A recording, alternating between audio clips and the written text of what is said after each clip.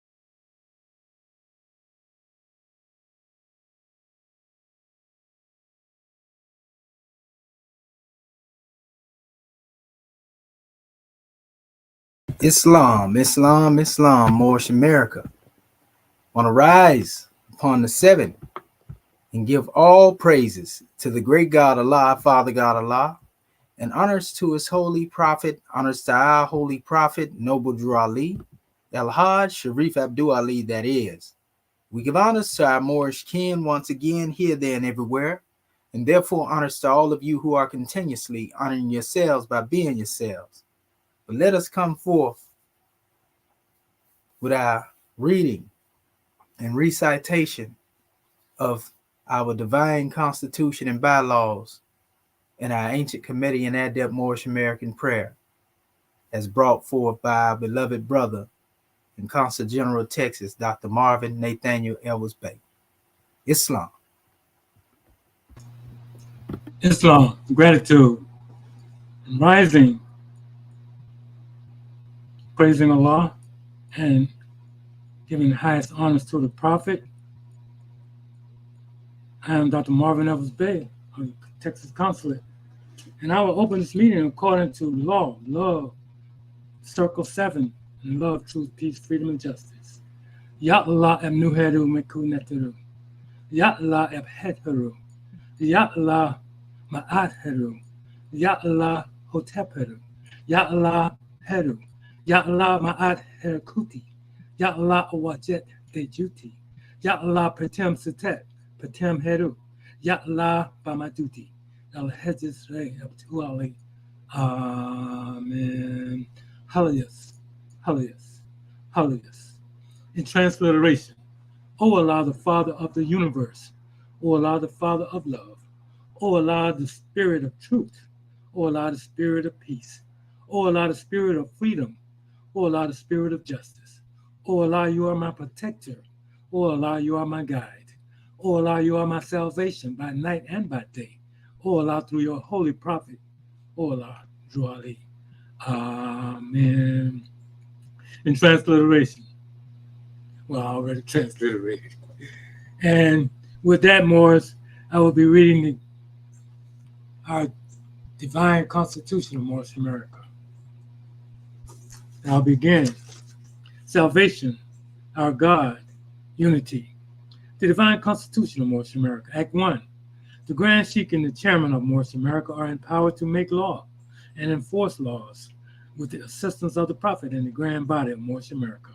The Assistant Grand Sheikh is to assist the Grand Sheikh in all affairs, if he lives according to love, truth, peace, freedom, and justice, and it is known before the citizens of Moorish America. The bylaws. Act 2. All meetings are to be opened and closed promptly, according to the Circle 7, and love, truth, peace, freedom, and justice. Friday is our holy day of rest, because on a Friday the first man was formed in flesh, and on a Friday the first man departed out of flesh and ascended unto his Father God Allah. For that cause, Friday is the holy day for all Muslims all over the world. Act 3. Love, truth, peace, freedom, and justice must be proclaimed and practiced by all citizens of Moorish America. No citizen is to put in danger or accuse falsely his brother or sister on any occasion at all that may harm his brother or sister because Allah is love. Act 4. All citizens must preserve these holy and divine laws, and all citizens must obey the laws of the government, because by being a Moorish American, you are a part and parcel of the government and must live the life accordingly. Act 5. No organization of Moorish America is to cause any confusion or to overthrow the laws and constitution of the said government, but to obey hereby. Act 6. With us, all citizens must proclaim their nationality, and we are teaching our people their nationality and their divine creed, that they may know they are a part and a parcel of this said government, and know that they are not Negroes, colored folks, black people, or Ethiopians, because these names were given to slaves by slaveholders in 1779 and lasted until 1865 during the time of slavery. But this is a new era of time now, and all men now must proclaim their free national name to be recognized by the government in which they live and the nations of the earth. This is the reason why Allah, the great God of the universe, ordained Noble Drew Ali the prophet to redeem his people from their sinful ways. The Moorish Americans are the descendants of the ancient Moabites whom inhabited the northwestern and southwestern shores of Africa. Act 7. All citizens must promptly attend their meetings and become a part and a parcel of all uplifting acts of Moorish America. Moorish Americans must pay their dues and keep in line with all necessities of Moorish America, and then you are entitled to the name of faithful husband. You must support your wife and children. Wife, you must obey your husband and take care of your children and look up the duties of your household. Sons and daughters must obey father and mother and be industrious and become a part of the uplifting of fallen humanity. All Moorish Americans must keep their hearts and minds pure with love and their bodies clean with water. This divine covenant is from your holy prophet, Noble Drew Ali, through the guidance of his Father God Allah. Prophet Noble Drew Ali, peace and blessings be upon him, founding father and frame of the divine constitution and bylaws of Moorish America. Now that this meeting has been opened according to law, in love, truth, peace, freedom, and justice, I will hand this meeting over to our National Grand Secretary of South Carolina, Dr. Dendra Anit Okurta Bay. Islam? Islam, Islam, Islam, God man, gratitude. Islam, family. I am Dr. Dendra Anit Okurta Bay. But first, let me rise and give praises to our great God Allah. I give honors to our holy prophet, Noble Drew Ali. I give honors to Act 1. I give honors to all my government officials. I give honors to our National Assistant Grand Sheik for our class this morning. And I give honors for our Counsel General of Texas, Dr. Marvin Edwards Bay, for opening us up according to law. And at this time, I will be reading our new chapter of the week, chapter 54. And it reads, Holy Instructions from the Prophet, Charity. Happy is the man who hath sown in his breast the seeds of benevolence. The product thereof shall be charity and love. From the fountain of his heart shall rise rivers of goodness, and the streams shall overflow for the benefit of mankind. He assisteth the poor in their trouble. He rejoiceth in furthering the prosperity of all men. He censureth not his neighbor. He believeth not the tale of envy and malevolence, neither repeateth he their slanders. He forgives the injuries of men.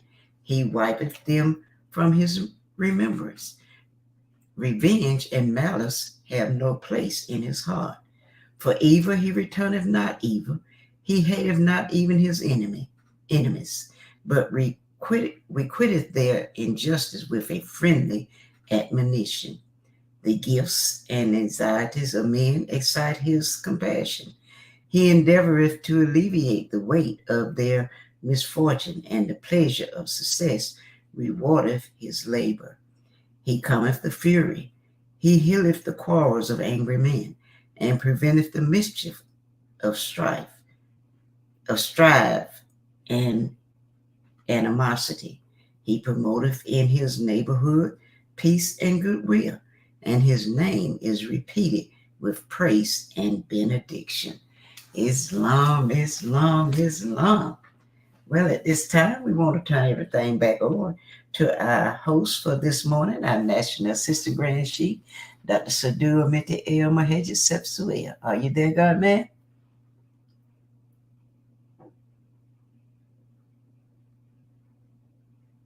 Islamism. Can you hear me, sister? Islam, I can hear you well. Gratitude. Islamism without the schism. We're having every already risen. We continue to rise in ascension, giving praises to the great God Allah, Father God Allah, and honors to his holy prophet. Honors to our holy prophet, Noble Drew Ali, Al-Hajj, Sharif Abdul Ali, that is. We give honors to our Moorish kin once again, here, there, and everywhere. And therefore honors to all of you who are continuously honoring yourselves by being yourselves. We give honors to our Grand National Seal. We give honors to our Grand National Emblem, National Flag, Divine Constitution and Bylaws, and honors to all of you who are a living manifestation and personification of everything that our Holy Prophet brought to make us a nation. Want to say welcome to our family, to another Egyptian Adeptus Research Sultanate session. And I'm your host instructor, Dr. Shahid Imani Mohadi Shabazz El. And my ancient Comedian high name being the same as Dr. Shedawa Mintiel Mohajet Shepsuel. And we have a grand drawing to bring on the manifest. This is lesson 6 of the second Inshat, the Demotic. We are introducing our people to this is special drawing, and we have a grand program to bring forth before our people this morning. We're going to deal with the Rosetta Stone. And so it's going to be a powerful drawing right here. By the time we get done, we're going to utilize the hammer repetition and make sure that we pound in the truth and make it a part of every special part of the consciousness of our people so that they know, the truth, and the truth will make them free themselves. Islam.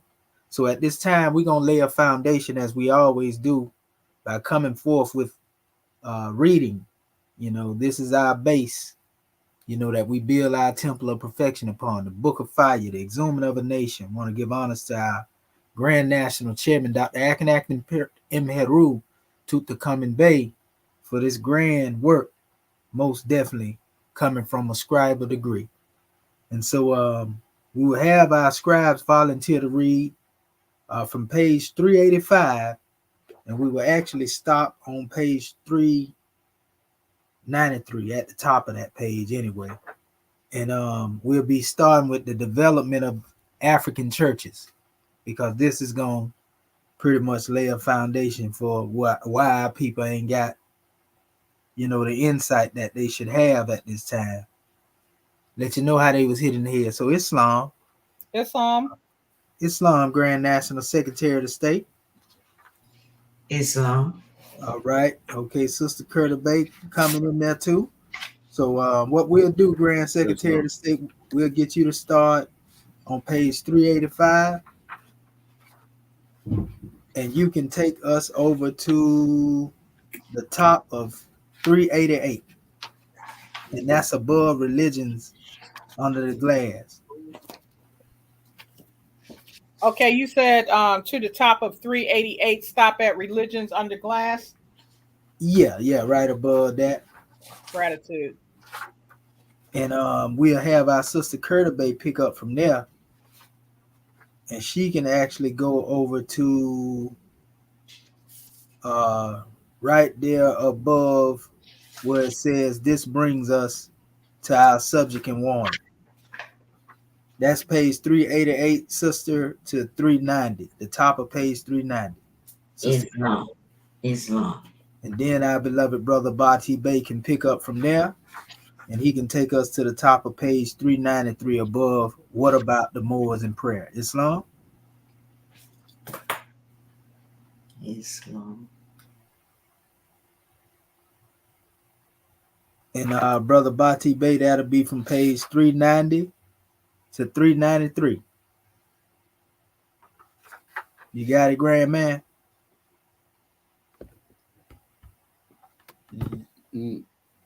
What about the Moors in prayer? Yeah, you're gonna stop above that, but you're gonna start at 390. Yeah, where it states this brings us our subject and warning. Islam. Yeah, Islam. And then you'll stop above what about the Moors in prayer? That's at 393. Islam. Islam. Well, all right, I'm about to do. The scribes may proceed. Islam. Islam, Islam, Islam. First of all, I want to rise, giving all praises to our Father God Allah, giving honor to our prophet, Noble Jurah Ali, the last prophet in these days and times, giving honor to our Consul General of Texas, Dr. Marvin Edwards Bay, for opening our meeting according to law. Also to our National Grand Secretary, South Carolina, Dr. Dendra Nia Kurtabay, for reading our subject chapter for the week, and also to our host, our National Assistant Grand Sheikh of Moorish America, Dr. Shadwa Menti El Mohamed Shepsuel. Also, I want to give a special honor to our class and our family online. The development of African churches. As scores of years later incubated chattel slavery, the slave masters tortured, brainwashed, and branded himself as the image of God into the very existence of his African slaves. He standardized the graven picture of Michelangelo's cousin into a European Jesus as the only acceptable image of God.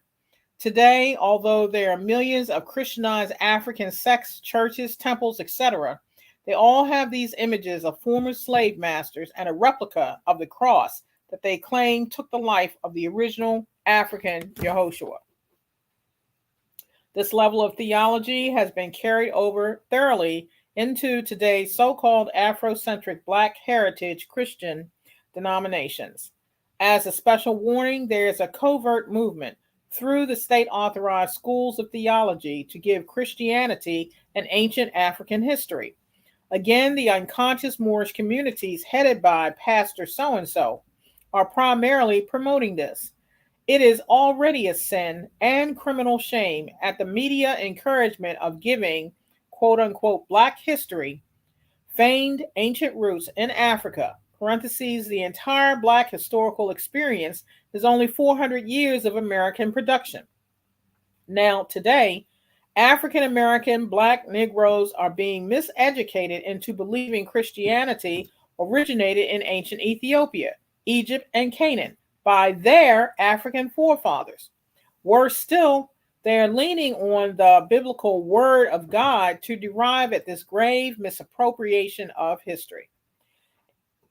Is it ironic or convenient for them to employ the same whipping post the Europeans' Bible used to enslave them to seek their highest ideals and divine origin? Only in Black churches is there a Black Yehoshua being promoted and served. Actually, this is an outcry of the 1960s Black Pride movement. It would appear unnaturally befitting to have a crop of Black Christians of the 90s to war against the Black Muslims of the 30s. Only through said European intervention could such Black-on-Black illusions come into existence. The Southern Bible Belt has bred generations of so-called Black Masonic/Christians who so lust the faith of their subjugators until they are now totally self-contained. The only way to comprehend this level of blind faith and diehard loyalty would be to be able to understand how victims could love their rapists.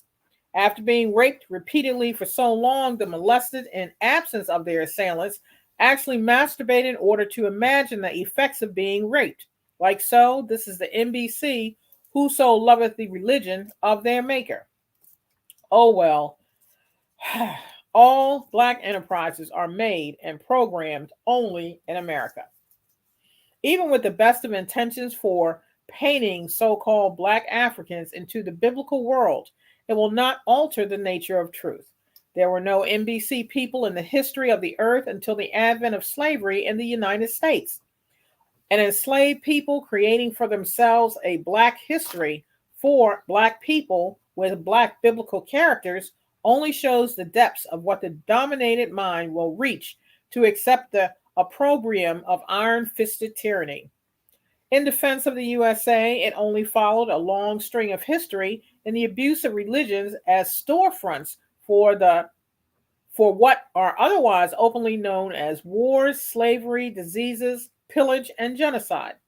While it is true the founding fathers brought the front four Europeans as staples to the Americas, the word genocide was not introduced to the world until 1948.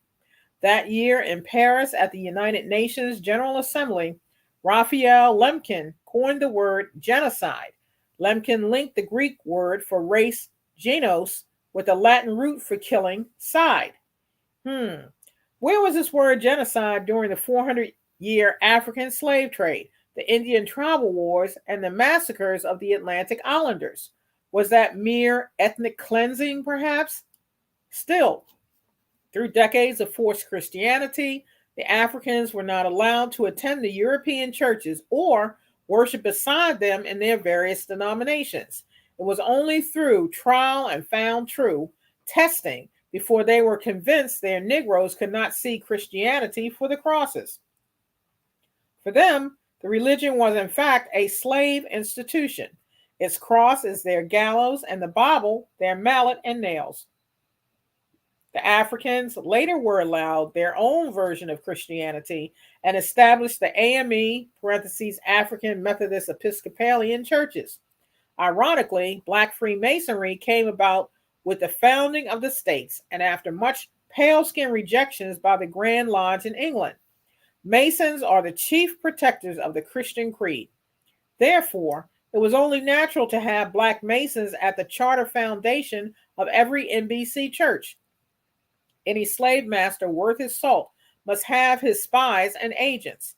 Albeit in most European authorized NBC churches, it's the trustees, deacons, and overseers that ride shotgun over their plantation. See Freemasonry. Heathenism, as one of the first forms of Jim Crowism and apartheid, was later transformed into a national system of repent and reform called the Repenitentiary. U.S. penitentiaries were first built in the Quaker state by former convicts for convicted sinners to repent. Once there, a prisoner who found the Lord could receive degrees of leniency from reprieves to freedom. This custom changed in the 1900s when statistics revealed the rate of recidivism was escalated greatly by religious con men. Actually, penitentiaries were not built for Blacks originally, but they are today. See 13th, 14th, and 15th Amendment. Still, to this day, if ex-slaves are to receive God's, the white man's favor and leniencies, they must show strong nearness to the cross, church, and Christianity. Otherwise, they cannot expect mercy from the European rafts, example given judicial systems, prisons, press, death, etc., etc. Big, powerful ministers and evangelists have come to the conclusion that something is wrong and causes religious controversy. The fact of the matter is, they have always had only a reflection of the truth and not the real thing. Western religions, no matter how grand the following, are primarily built upon diverted rays of the one great truth. Truth is the only remedy that can and will free the nations that have been fed escalating diets of falsehood. They must learn to accept it, even if it's forced upon them. Western religions are primarily built upon diverted rays of the truth. Now that some people question the source of the flickering lights, the deceivers shout, what difference does it make if Yahushua's or Jesus' skin is black or white? The answer is a real world. Most questions are very simple, like, why are the 18 years of Yahushua's life not in the Bible? Or, why is he portrayed to look like a Roman? These questions will get the average Sunday school parishioner jap-slapped. Is the world ready to follow the original African God-man again? To the new heaven and the new earth? As Drew Ali prophesied, if you are ready, stay ready. If you're not ready, get ready. a new wine will burst an old skin. God versus slaves. In the entire world, there are but two kinds of beings, gods and slaves. Parentheses, in Moorish science, a slave is fallen humanity, meaning one whose thinking is outwardly rather than inwardly. The Creator made gods after his likeness and image. Gods are to subdue and rule the earthland. These mean simply that we were gods before falling into the thought patterns of humans. The Holy Prophet Noble Drew Ali taught the Moorish that the word God means ruler of the land. Question number 43. The Creator did not make men into slaves. This would have been an imperfection, a mistake, and not good. Men were made gods and can choose either to rule or enslave themselves. Accordingly, man creates his own heaven or hell. Moorish Holy Quran, chapter 12, ayat 9. Gods are free, upright, and independent to make choices. Man, in his utter shamelessness, is the only one who makes slaves of other men. After a period of total isolation and terrorist subjugation, even the lesser of slave masters becomes God in the minds of his victims. This is why the MBC, whom has been Christianized during slavery, can be openly seen on any given Sunday giving praise, sacrifice, and money to the pale-skinned nations of Europe, earmarked under the Western name of Jesus. In the arms of the church, the MBC openly thanks their Lord, God, and Savior Jesus Christ for providing them with food, shelter, clothing, and waking them up this morning in their right minds. For them to think outside of this God-given box means certain death in their hell's fires. When the first physical man was created in the Garden of East Africa, he was warned not to partake of the forbidden tree. It was the tree of the Maya fruit. It only produced the seeds of human knowledge in the duality of good and evil. See Adam and Eve. Vanity is the sweet taste of Maya. Yet, nothing can hide the heart of a God-man from himself like vanity. Moorish Holy Quran, chapter 40, ayat 6. Hence, unconscious man is a slave to sins of Maya, and the wages of sin is death. Death to his wisdom of the gods via the gifts of the understanding are the treasures of Allah. Moorish Holy Quran, chapter 26, ayat 1. It takes a slave mentality to seduce men into slavery. The realm of slavery leaves both the slave and the slave masters in the want of freedom and without the benefit of choices. Therefore, outside the world of duality, where there is only reason, there is no distinction between a slave and a slave owner. Only the pure in heart can recognize they are gods. As a suckling recognizes its mother that sustains its health, likewise it takes the consciousness of a God-man to recognize his creator as the maxims of truth. Only Allah can make deities of every living thing. This is why the illustrious prophet said, being Negro, colored, or black, all delude to slavery. It is a sin to be black because these names were given to slaves during the time of slavery. See Act 6. Yes, the European slave masters purposely marked his slaves as blacks, Negroes, colored, Afro, etc., because this clearly denoted their Luciferic fall from the original God state. The Greeks and Italians had learned in Egypt that no one could be a god and a man at the same time. It had to be either or. Even Satan knows as long as anyone thinks they are black, they cannot be themselves God. In short, God does not live in the ignorance of a dirty house. Example given, the illusions of falsehood are unclean and ungodly.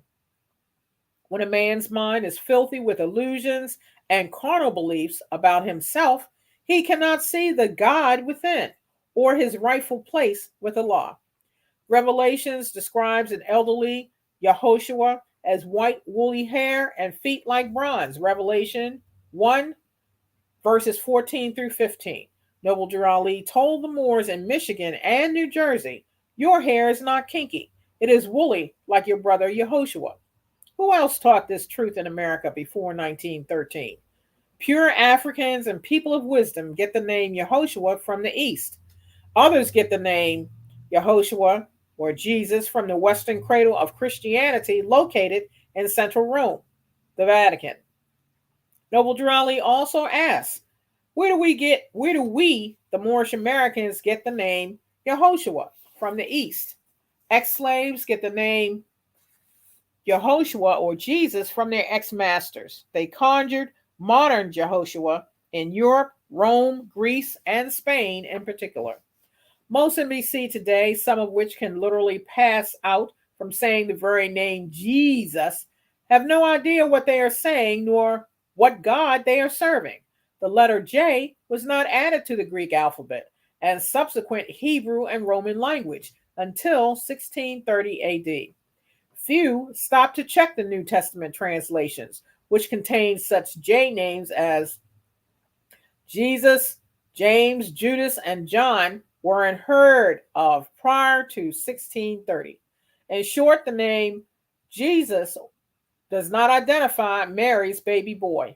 And since this newly devised Jesus is a European contraption, then who, pray tell, is this Lord God Almighty Jesus that the Negroes call their Savior? Or perhaps this explains an on-time God after 400 years. He may not come when you want him, but he's right on time. This is why Yehoshua is very African to the Moorish. He is their brother of Canaanite and Moabite descent. See Book of Ruth, sun-kissed with woolly hair. But the Roman nations who founded the first church made Yehoshua in their likeness and in their image, pale skin, blue-eyed, blonde hair, and made their slaves swallow him whole as their Lord, God, and Savior. In actuality, they see this version of Yehoshua in all his might, with his faces stamped on American and Euro dollars, which hails today's Caesars. This is not bashing of religions. It is, however, a warning to those who are group-pronged, lonely, or religiously inclined. Most all modern-day religions have a lot in common: congregational prayers, rituals, customs, dress codes, or fashions, and robed leaders in chosen garbs. Most of all, they all have a spiritual leader at the top of rank and files to restrict independence and individualism. All of these are carnal customs of man, and although they may appear harmless and serve as stabilizers in most societies, but do they truly meet the letter of their objectives to make man spiritually one with his God? Let there be no misunderstanding about the true intent when speaking about Christianity. The only reason Christianity is receiving this much attention in the exhuming of a nation is because it is being removed in order to reveal the clean and pure nation beneath its rubble. The interest is actually focused on the Moorish Americans as a people by far more than the European annals. There is nothing wrong with neither Christianity nor those true European Christians which adhere to its doctrines. But Christianity is not right for the divine salvation of the Moorish peoples. Had Christianity been right for Africans, then they would be recognized and honored as holy people from the Holy Lands, roots of the human family, torchbearers of civilization, or gods from the Nile, to say the least. Honest Christians would not only be worshiping one African brother born in Bethlehem of Judah in the house of David, they would be praising all Africans.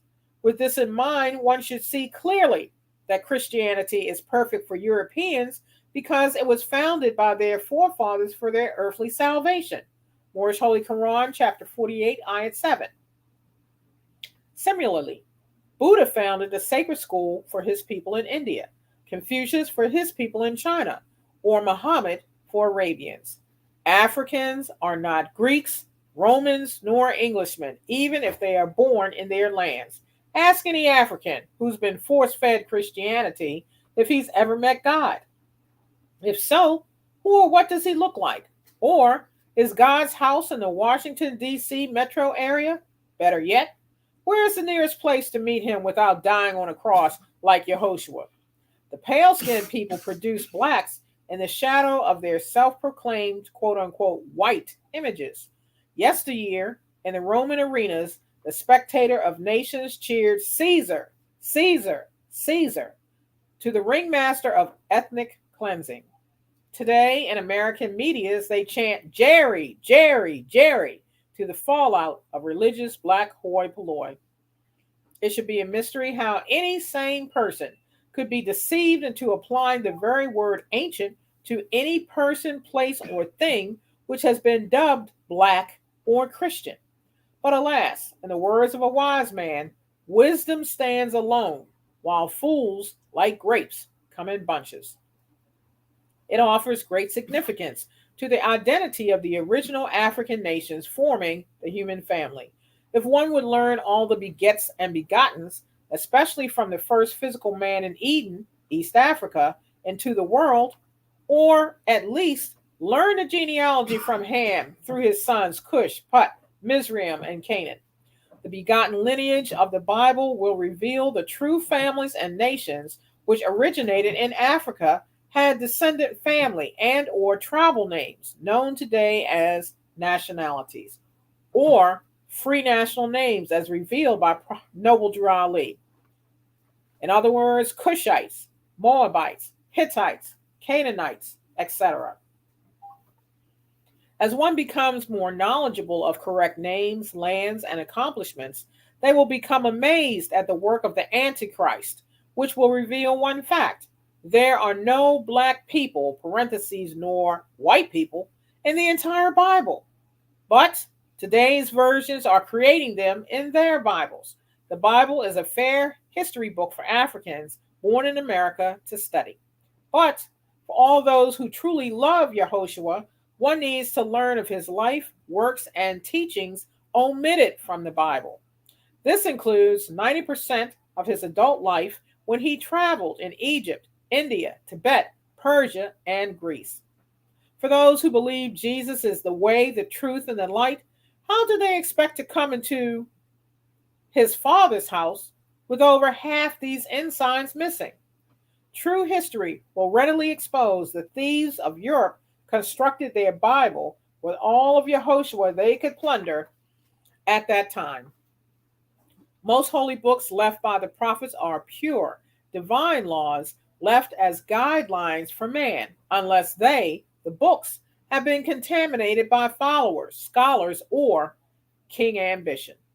Most holy books, from the oldest Vedas to the Quran, do not authorize worshippers to hate, maim, kill, or destroy anything or humans in God's name, then say they are doing the will of God. Could this possibly be the same creator, God, which the old Africans worshipped as the giver of life? Islam. At this time, we want to turn the meeting into the hands of our National Grand Secretary of South Carolina, Dr. Dendra Ani Akurtabe. Islam? Islam, Islam, Islam. I am Dr. Dendra Ani Akurtabe. Honors has already been given. I will continue. Religion under glass. Humans, having fallen from the state of God consciousness, are curious by nature. It is in the curiosity of this nature, where carnal customs under the guise of religion, that man has misguided other men from the great God into the atrocities of evil under the name of religion and in the name of their respective gods. The lies have created ungodly intuitions of misery, death, and destruction for unsuspecting lambs. Laymen splinters, known as scholars and doctors of the law, not by the prophet themselves, started most of them. In fact, no prophet even named his portion of the one great religion after himself. Example given, Buddhism, Mohammedanism, Judaism, Christianity, etc. These were monumental names given by idol worshippers after the prophet had left their flesh, died. These are the same holy people which created its rituals customs, prayers, practice, etc. Some have gone fanatically off the normal religious field of play into maiming, abuse, torture, insanity, and death. Others lost in faith have committed congregational murder and suicide. These small groups are called extremists and members of an occult society. However, do not let their disproportionate size to other major religions fool you. When an occultist is carefully examined and is revealed as one who believes in a religion practiced until they are willing to sacrifice their life to prove their faith, then their numbers are no longer small. In fact, each of the major religions could produce several hundred million faithless on yesterday or sooner. If their religious head said it's time, and if anyone calls them a member of the opposing religion, they would think it to be the will of their God to sin, parenthesis, kill you ahead of themselves. Question is, how could religion produce this kind of holiness into the minds of men? The answer is simple. Firstly, there is only one true religion, parenthesis, law, and that is the one which leads the mind, parenthesis, hand, of man, thinker, parenthesis, thinker, back into the divine mind, parenthesis, the great God's hand, where he will once again know infinite love and the harmonies of truth and peace. See the third eye. Secondly, if your religion is headed by a priest, imam, pastor, father, grand sheep, or otherwise spiritual leader who has not personally seen the great God or has not themselves gone the silent journey into the Bible light to the kingdom of the soul, then you may be led on the right track, but headed in the wrong direction. True spiritual leaders are angels in human flesh, with the wisdom to take the pure in heart to the Creator, because they know the way. They have gone there at will and can show you there. If one has traveled up Kilimanjaro, then one can lead others to that mountain. If one has been to the great God, then one can be a spiritual leader and lead others to Allah. Simple. But if one has not been taught the straight way, one cannot teach the straight way. Again, simple. Has your spiritual leader been to the great God? Africans of today's Western world should be extra careful in their choice, parenthesis, so-named freedom of religion clause.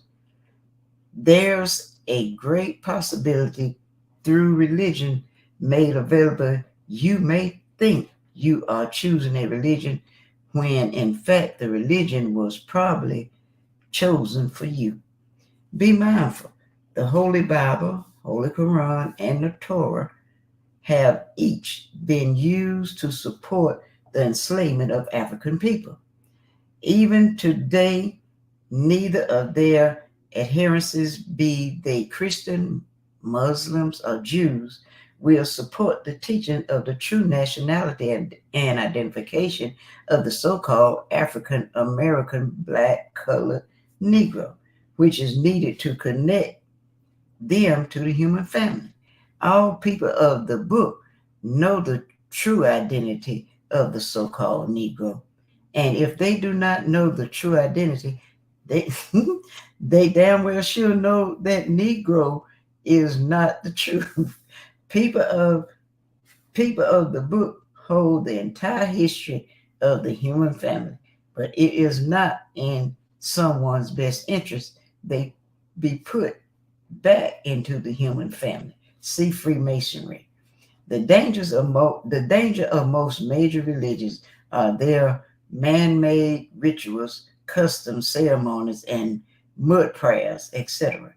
These customs will often create familiarity, popularity, and inflate the ego. It causes one group of people to war against another to believe their concept of God and righteousness is superior, the only true way, and the whole Earth's population are sinners and devils outside of their practice religion. They are God's chosen people, his holy nation. These latter day teachings have created gods of selfishness, where one religion with grains of plenty, can fear spasmodic blessings to see the children outside of their faith starve to death. If they would have accepted our God, they could have lived. History holds no secret that religion,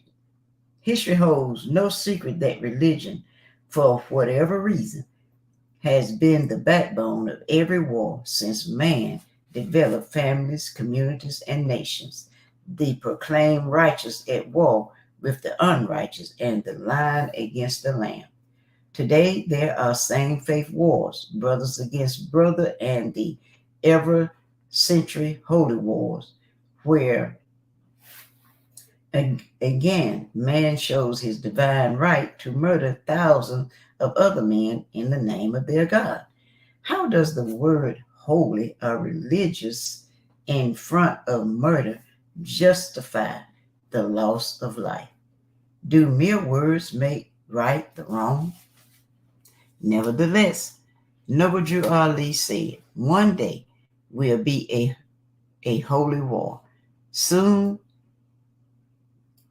man will realize the reason for return of war is the continued discontentment and the return of war-fed souls, casualties of battle which must incarnate back to complete their life song.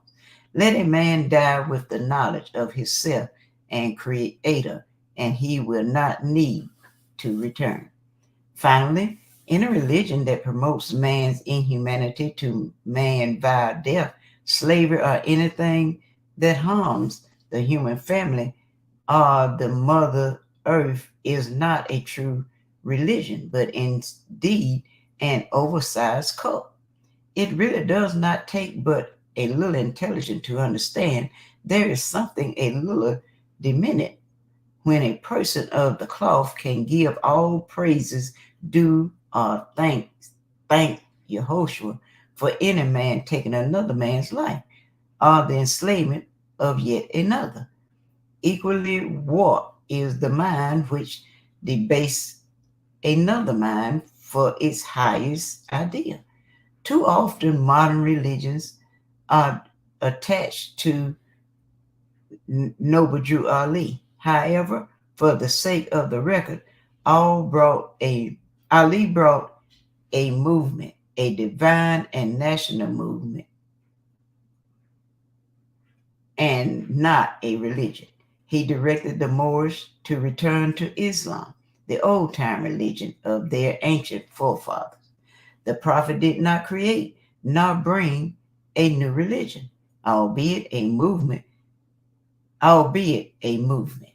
Let it be known, henceforth, the Moorish Americas are the return of the ancient gods in the form of man, and will have no part of slavery or killing of any living thing which was made by them as vicegerents of the great God Allah. During this age of optic communication and information, one can afford to acquire as to the purpose of any religious practice, rituals, prayers, diet, mode of dress, and ceremonial rites. All souls are naturally designed to seek the truth, even to the end of the universe. Moorish Holy Quran chapter 38, ayat 23 through 28. The answer to these questions should all show how it relates to the ultimate God in man without the daily dependency of a middleman. Of course, since one truth never contradicts any other truth, parenthesis, truth as God is one, then their holy books should also be in harmony with all other holy books. If these findings leads toward where man has been since his fall from grace, then it is not advisable to continue along those religious routes. As said, if man keeps doing what he has always done, he will keep getting what he has always gotten. This author recommends yoga meditation until a straighter path comes along or this book reaches fruition, whichever comes first. Meditation, the prayer of all the prophets, sages, and people of wisdom, provides a person with a one-on-one path with the Creator, and you can still keep your religion of choice, and it is free. After all, what is the price tag of salvation? I am sure all men would be willing to pay it if any man could afford it. The only catch is the one true living Creator has no use for any illusions made by man from the breast of Mother Earth, and especially money. Fact is, gold comes from the earth. God has no need for anything drawn by man from her and placed value upon. Therefore, all thinking people should run like hell away from any God that has a use for the money that is formerly made, claimed, and owned by Caesar. From Alpha Slavery into Islam. May Allah canopy of peace and blessing be upon all the prophets. Your religion is it through the God of your forefathers? According to official records, chattel slavery in the USA only lasted from 1779 until 1865. During this time, 86 years, the U.S. legally supported chattel slavery from its presidents and constitution to enactment of the Black Code Law. However, in memorial honor of the more than 500 million people of Africa which perished in this system of inhumane genocide, it took from 1942 to 1865, nearly 400 years, in order to break the mental back of these former Muslims. The year of 1492 was the year the Moors lost their 800-year battle of civilizing the nation of Europe, and a former Portuguese slave trader named Christopher Columbus found the world was round and had millions of other people already using it. According to certified documents of the Spanish crown, it was September 3rd, 1501, that marked the beginning of the African slave trade. On that day, a Portuguese vessel carried the first cargo of kidnapped Africans to be Christianized in Spain before crossing the Great Atlantic. On April 1502, the first of millions of more slaves arrived into the Spanish colony on the island called Hispaniola. With these dates in mind, on April 2002 marked the 500 years of American slavery, which included 135 years of post-13th Amendment hostage taking and mental enslavement during the manumission of the Moorish American as a people. This is the true Holocaust of the human family, and there is no memorial built in the nation's capital to this day to say never again.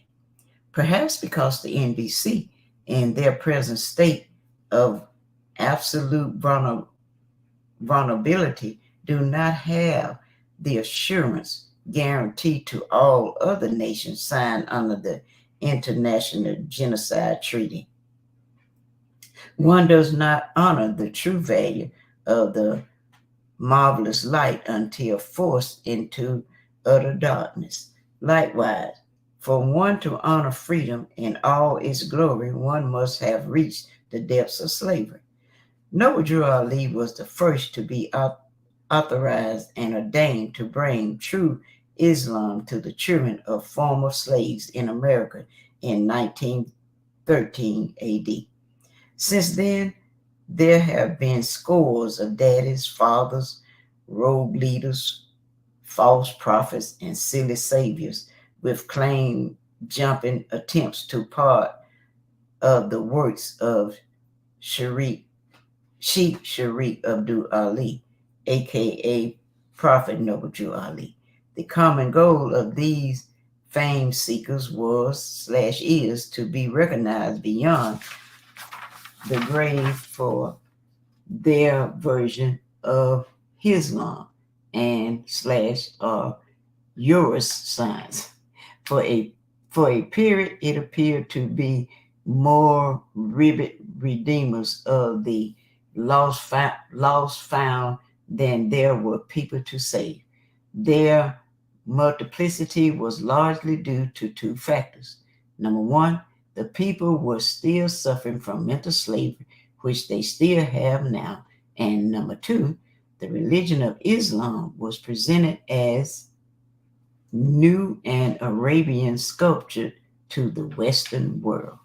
Islam, Islam, Islam. I would now turn it over to our Council General of our Dr. Chapane Bati Bey. Islam, Islam, Islam. First, I'd like to rise and give our man of praise to Allah, honors to the Prophet, honors to our theocratic government, our royal council, our flag, seal, emblem, our divine constitution, our swift angels, love, chief citizens alike, honors to all the Moors that are in attendance, all the ones in the sound of my voice. And with that, honors to our host instructor, Dr. Shahid Aminti Mohadi Shabazils, and honors to all the scribes online, Islam, on the panel. I will begin. This brings us to our subject and warning. If you are a child of former slaves in America, be careful of the version of Islam you accept. It may not lead you to paradise, and it may enslave you again. We stand and pray because Allah directed Drew Ali to teach us this way. According to Surah 4, 101 to 104 of the Great Quran, we disobeyed this Islamic law in 1492 and were in the prostrating prayer position when Queen Isabella and King Ferdinand killed thousands of us during Jumu'ah services. The ones not killed, tortured, or jailed in that year were forced to begin the worst system of slavery ever known to man, chattel slavery, in the Americas. The Quran commands us to pray standing or with sword in hand on horseback anytime we are in the territories of the enemies of Allah. Here in the U.S., with its freedom of religion and separation of state and church, the government is still 99.9% Christian, Islam's natural enemy. For those who close their eyes and off their feet have been warned. There is a time for every knee to bow. Just be sure you are protected when you prostrate, or you may get up a slave. If you are not within your own sovereignty with Islamic rule, you may be on enemy grounds and therefore unsafe to prostrate. Like most birds of a feather, Arabians tend to favor Arabians over other nationalities, be they Islamic or non-believers. They prefer for all nations to dress as they dress and speak as they speak.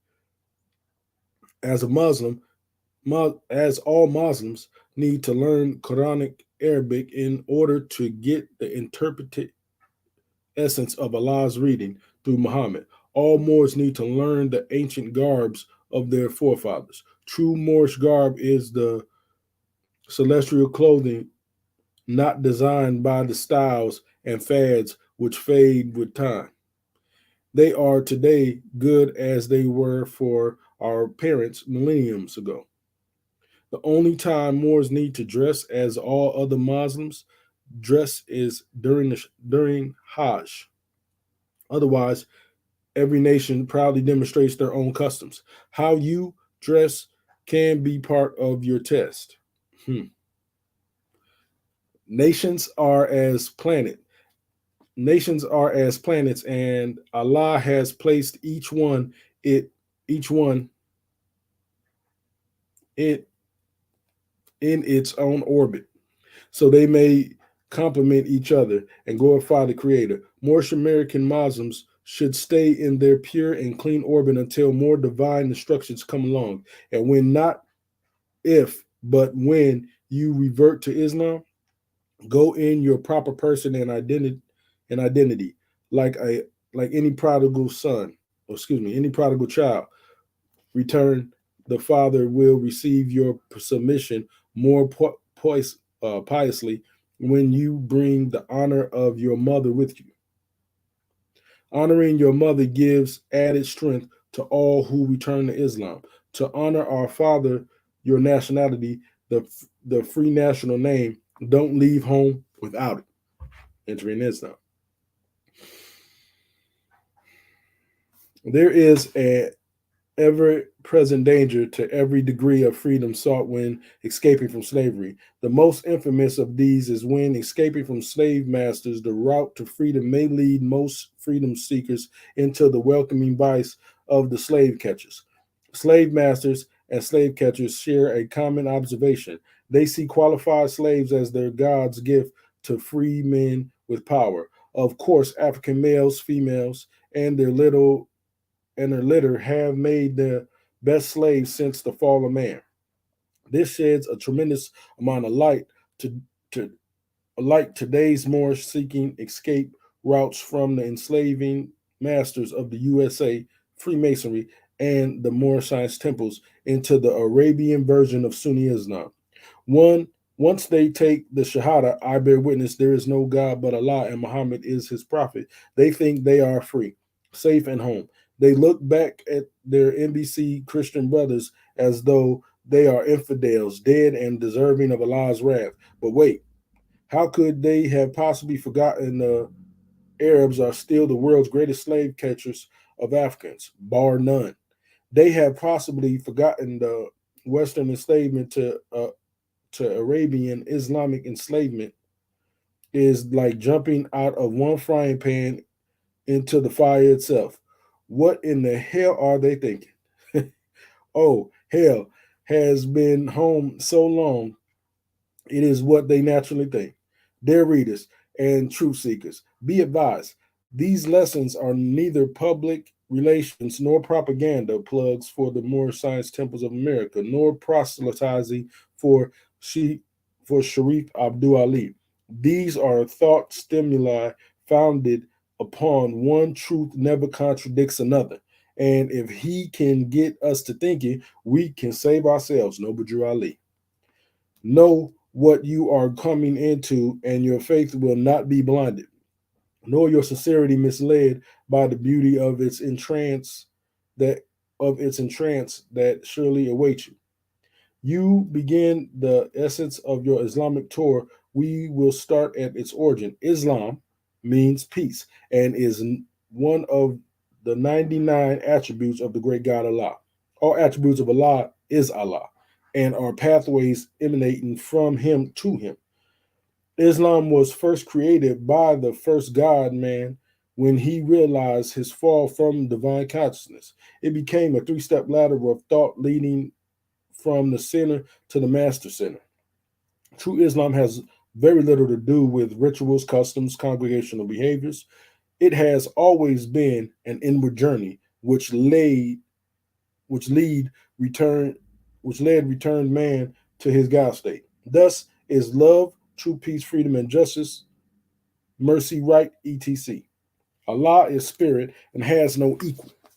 Therefore, there can be no partners, nor can Allah be divided into trinities and fractions as are often seen through the carnal eyes of man. Man himself is not the body nor the soul. He too, like unto his Father God, Allah is spirit. The bodies and the souls of men are created things and are absorbed with time and will pass. But there is no death to the spirit man as long as Allah lives. More show the Quran chapter 1. But man fell through misuse of his godliness and gratification of the lower thoughts. He became lost in his own carnal manifest and strayed from the path of consciousness that made him one with Allah. Thus, the need for Islam is the straight path of peace leading from the heart of man back to the heart of Allah. This direct way is the way of the prophets and those who have not strayed. With that said, it will do well for reader to remember another saying of Drew Ali. Allah gives no good without its admixture of evil. For those of us who are freshly freed from the most indescribable system of slavery ever endured by a people, we must not accept what they say is Islam without first checking its lineage to the first religious creed of our forefathers. All versions of Islam today are not true Islam. Just because a billion Muslims are doing the same thing does not make it right. Carnal man loves to follow and not to lead, because by his nature he is a creature of habit. Before belief can become faith, man must first separate the immutable from customs. It would do well for the reader to remember Muhammad was a prophet who needed to redeem his paganistic people of Mecca. At the time, they were serving all kinds of idol gods because they had strayed away from the original African creed of Abraham. So he returned to them Islam. There are no sects in Islam, as it is quoted pure and clean in the great Quran through Muhammad, Surah 30:32. Contrary to popular belief, Prophet Muhammad did not bring Islam, nor did he perfect Islam. Islam has always been perfect since first given to man by the great God Allah.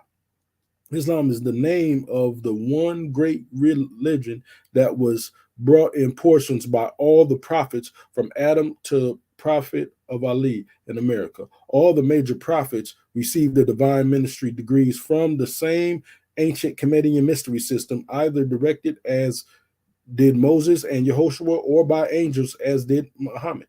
Like all divine works of art, Islam was not named by any of its messengers until Prophet Muhammad, Mustafa ibn Abdullah, perfected it into Arabic for his polytheistic people, Surah 5:3. For this reason, he is the seal of the prophets. Perfection cannot be improved upon. Thus, no other pathway from man to Allah will ever be brought to the children of Adam and Eve, the human family. Although there are no sects in Islam, there are different versions of this one faith, depending upon which nation or follower presented. There are many Islamic entities, but the greatest known variations are Sunni, Shiite, and Sufi. Basically, all Muslims want to be in accord with the great Quran and be in a state of Islamic denial. Most followers will not admit there are many sects in today's Islamic religion. Nevertheless, these unclaimed and denied sects under the auspices of the Islamic system began immediately upon the death of the Holy Prophet Muhammad.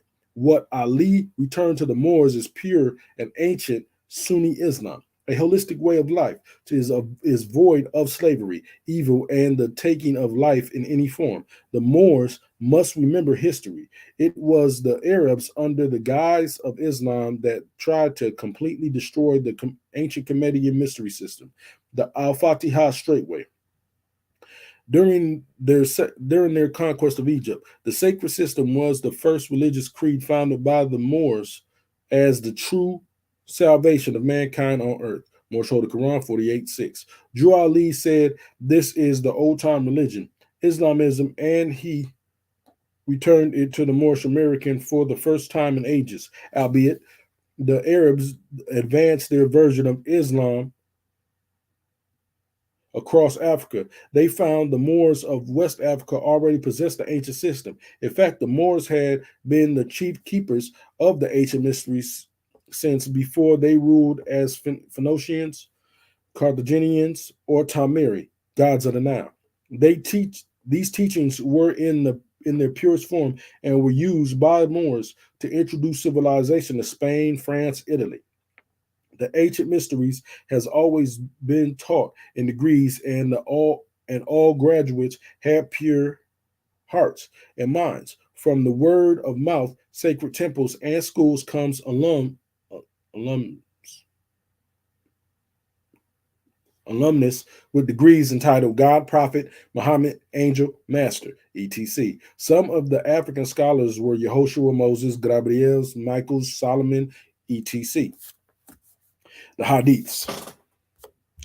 All differences of Islamic thought derive from various interpretations of the Hadiths. The Hadiths are a collection by which witnesses, Muslims, and relatives wrote in their sharing with oral statements, habits, actions, and the life daily personage of Prophet Muhammad. There are many volumes of Hadiths in the world today, but I do not recall any of them being entitled holy, as in the Holy Quran. Therefore, Islam message in its purest sense is still the unaltered and uncontaminated Holy Quran of Mecca. The Quran is the supreme law of Islam. In short, the purest form of Islam is the divine instructions found in the Holy Quran. With these sacred lessons, any Muslim can truly set their house in order. However, these lessons carries with it a warning. Warning number 1. If any Muslim, Muslim, or group of them makes any attempt to say nationality is not important or the Quran supports black people as Allah's creation, turn your feet from them. They are either foolish unbelievers or agents of Satan. Every Muslim in the world, whether blessed to make the Hajj or not, has a nationality, flag, history, attaching them to the human family and language, etc. Even the great prophet Muhammad honored his nationality through his name, Muhammad ibn Abdullah. Ibn refers to the son of the house of Abdullah. If Muhammad and Yehoshua, son of Joseph by Mary, claim their nationality and genealogical roots, it must be important. In fact, see the first chapter of Matthew's, and you can trace Prophet Isa, the holy name given to Yehoshua, but cannot be used by those who are slaves to sin, from Adam through Abraham, Boaz, Solomon, David, to Joseph. Remove this noble line of kings from the great prophet, and you will believe God had a mother. Nationality is not relevant, and salvation not relevant to salvation, and Adam had a navel. In short, you'd go for anything, but then you are what you accept. It would also be rather nice to know what some say, that nationality is not important to the only people on the planet, mud, without theirs. Hell, it took 3 major religions, the Order of Freemasonry, and 3 European powers over 400 years to denationalize the Moorish people from the face of the earth. Where is the fool that dares to say nationality is not important? Huh? Where's he at? Never mind. All sacred records have one version in common. Honor thy father and thy mother, that thy days may be longer upon the earthland, which the Lord thy God Allah have given thee. Anyone who claims your nationality, your national descent is not valuable is a part of the Europeans' worldwide conspiracy to bury we, the people, in the shallow grave of unconsciousness which begun over 400 years ago. Nationality is what links us back to our mother, and Islam is our straight path to Allah. We must have both to be a well-balanced child, a nation. It was the ancient adepts that taught this principle of honoring the father and the mother. Warning 2. Today, the Arabian-based brothers in Islam here in America often challenge Moorish American Muslims. These taunts are often questions raised concerning the authenticity of Noble Drew Ali, prophethood, or why Moors stand to pray, or how we dress, or why we aren't not fluent in Quranic Arabic. The answer to these inquiries are simply lawful and will be answered in a minute. But first, where were these so-called Muslims for the past 400 years before the advent of Prophet Muhammad? Before the advent of Prophet Noble Drew Ali? When we were buried so deep in slavery, they had ears, but none of them heard us pray. Islam, as perfected by Muhammad, has been around for 1400 years. Truth is, indeed, it was our same Arabian Muslim brothers who had been slavers since before Muhammad also began selling us, the Moorish, into slavery between making salats, prayers 5 times a day. They were praying to Allah while their knees and on their knees and auctioning their brothers on the slave blocks when standing on their feet. In fact, it is the beginning of the 21st century, and as of this day, these same Arabian Muslims are still enslaving Africans and the Sudan and wherever they can kidnap them from.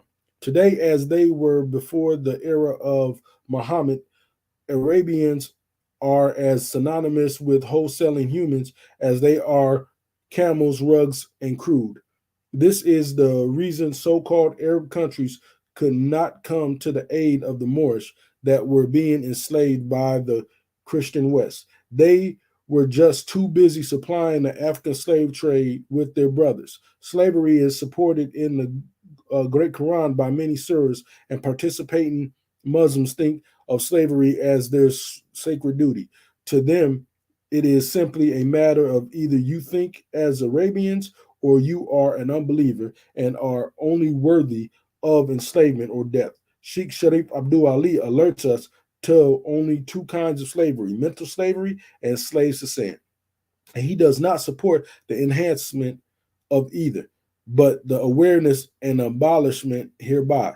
Just the same, the Arabian slavers are not true Sunnis, nor do they follow the immutable dictates of the Quran. One does not have to go to the Sudan to be enslaved by Muslims. If you do not have knowledge of self and Allah, you are a prime target for enslavement by those claiming Islamic connections. Some Moors have been beat down in their head so hard with the setting maul until they are just plain silly. Those in this state often seek refuge from Arab Sunni Muslims and or the United States of America in verifying their place in Islamic world or acceptance as a citizen. Forgive this author for his forwardness, but aren't one of these their slave catchers and the latter their slave masters? Duh. Wake up, people. What makes them think with Arabia that nationality is not important, or the U.S. can give them freedom or their free national name? As I was saying, there is nothing wrong with Islam. In fact, Islam has always been perfect. Moorish Americans need only to step into Islam through the door Allah has provided for them, which is the only place the Negro problem can be solved. Just the same, if you already have Islamic aspirations and you believe you are an American black Negro with no idea of your free national name, it is a great possibility you are not getting the full light of your religion. As for Drew Ali's authenticity, he did the equivalent or greater for his Moorish Americans and all nations as all other prophets before him. He brought them Islam and their earthly salvation, those things necessary to reward them back from their fall of grace. No one before or since has brought them anything better from Allah or man. There have been many Moorish leaders, branching from the divine works of Noble Drew Ali and Marcus M. Garvey. Some have gathered followers into the millions and even marched millions into Islam. But none of them taught our people their nationality, or they have their own religious creed. And equally as important, none of them freed the Moorish from their constitutional hostage of the United States. None said they are truly a nation ordained by Allah into existence in 1865, etc. I got to give honor to the chairman for his this illustrious work here, Islam. I'd like to turn this meeting back over to our host instructor, Dr. Shahid Amiti Al-Mohadi Shabazil. Islam. Islamism without the schism, Shimo Tepu, Moorish Ken, Ankwajet Seneb, life, health, and prosperity be upon you all, and the peace of the ancestors I offer you. This is a grand drawing, family, and we want to give honors again, as you stated, brother, to the scribe, our Grand National Chairman, for laying that groundwork. And it's necessary that our people get that, in order to know where we are coming from, and also know how we got into the condition that we find ourselves in today when it comes to all this so-called controversy, of religion and, nation wars and, everything else you can think about it. We got a grand measure to bring on the manifest again. This is lesson 6, of our Egyptian Adeptus Research Sultanate session concerning the Sekhet in Shat, or the Demotic language, and so we will be featuring, some insight into this Rosetta Stone. And we're going to touch on some things that we have touched on in the week. Some of our family have been present, but we want to bring certain things back, here. So what I'm going to do, I'm going to start off. I want to open up with this little video. And I actually did this during the week, but I'm going to pick up on this and go a little deeper into depth. And we're going to go into some measures of this Rosetta Stone that they have here. So without further ado and delay, let me share the screen real quick. Okay. Okay, we'll just hit. It's also share system audio. They come up with something different every time, I see. And just let me know if this audio is shared, Moorish Ken, when I share it. Before I scab the same person. Can you hear that? Person that is Islam. Yes, we sir. can. Okay, gratitude, Moors. All right, well, we'll proceed.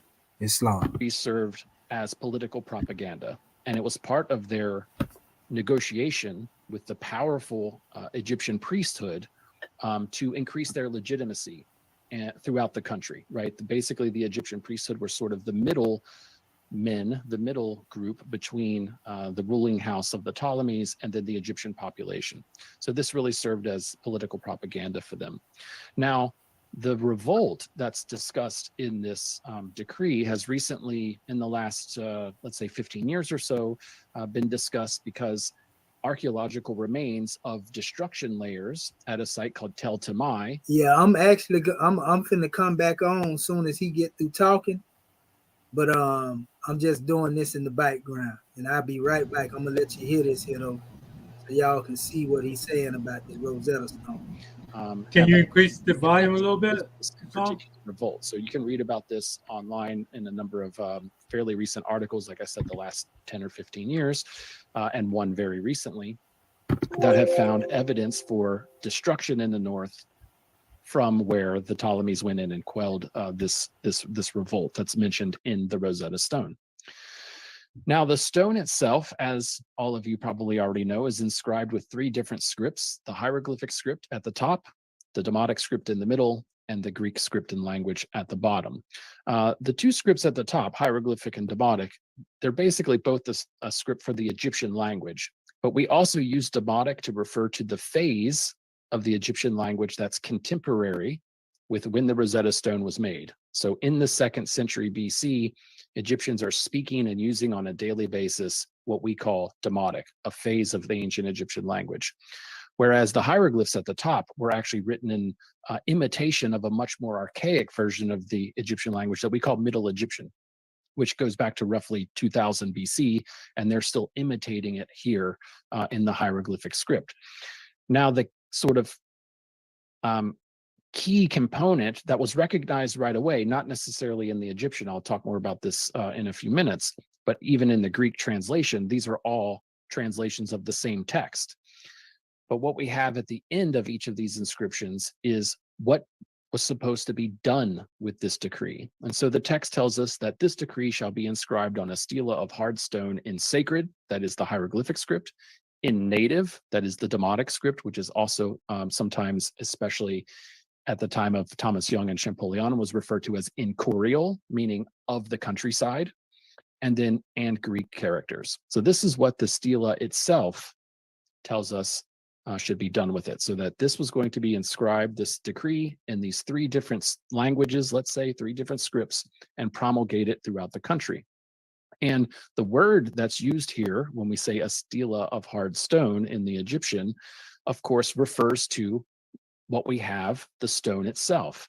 Now, the Rosetta Stone itself is only a partial fragment of a much larger stone. So as you can see in the left-hand picture here and in the drawing in the center, recreations or reconstructions of the Rosetta Stone is a much larger monument.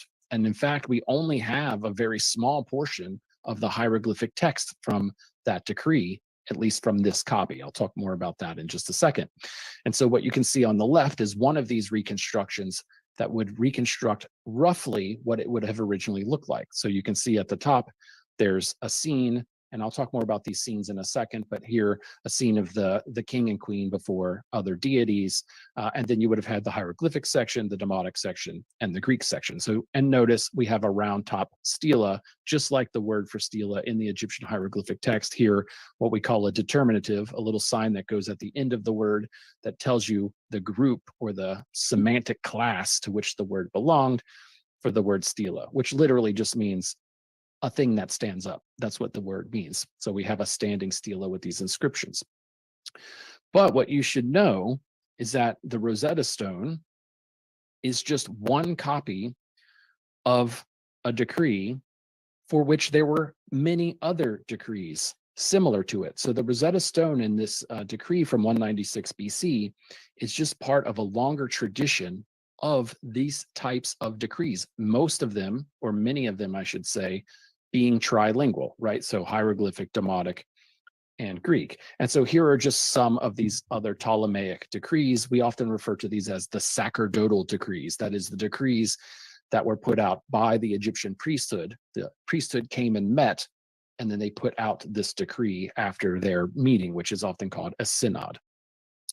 So we have one from Mendes, we have one from Alexandria. You can see the dates next to it, the Canopus decree, the Raphia decree. Notice the Memphis decree, 196 BC. So another way that we refer to the Rosetta Stone or the decree that's written on it is by the Memphis decree, because the priests came together and met in the city of Memphis. And so we often refer to this not just as the Rosetta Stone, which is just one copy of this decree, but as the Memphis decree, because that's where the priests came to meet. We have decrees from Philae and then Nobira. I'll come back to this a little bit later because it's important for the Rosetta Stone. So the Rosetta Stone and the decree on it is just part of a long tradition of these Ptolemaic decrees. Here's a couple of pictures of some of the other ones. The one that you see here in the middle, this is the Canopus decree. So if we go back to our list from 238 BC, notice that this reconstruction of the Memphis decree of the Rosetta Stone, that the upper lunette is based on the Canopus decree of Ptolemy III. And we'll come back to more recent research on that in a second. And then here on the right, you see the Ptolemaic decree, the Raphia decree from Ptolemy IV. And you can see here Ptolemy IV, he's on a horse holding a spear, spearing his defeated enemy, here representative of the Seleucids who he's defeated in battle and at Raphia, which is why we call it the Raphia decree. So things like these decrees, they have a lot of similarity with the decree on the Rosetta Stone. So just to take one example, if we look at the Canopus decree, it's a decree of Ptolemy III. So 2 predecessors before Ptolemy V of the Rosetta Stone. It establishes, again, benefactions on behalf of the royal house for Egypt and the priests. It increases the priestly rotation, in this case, to 5 groups from 4. It celebrates the Ptolemies in the temples throughout Egypt, just like the Rosetta Stone. And again, it's inscribed on stelae throughout the country in hieroglyphic, Demotic, and Greek. So you can see this is a running theme for the Ptolemies. So the Rosetta Stone, while we tend to think of it as this really unique object, we now know that this was fairly common.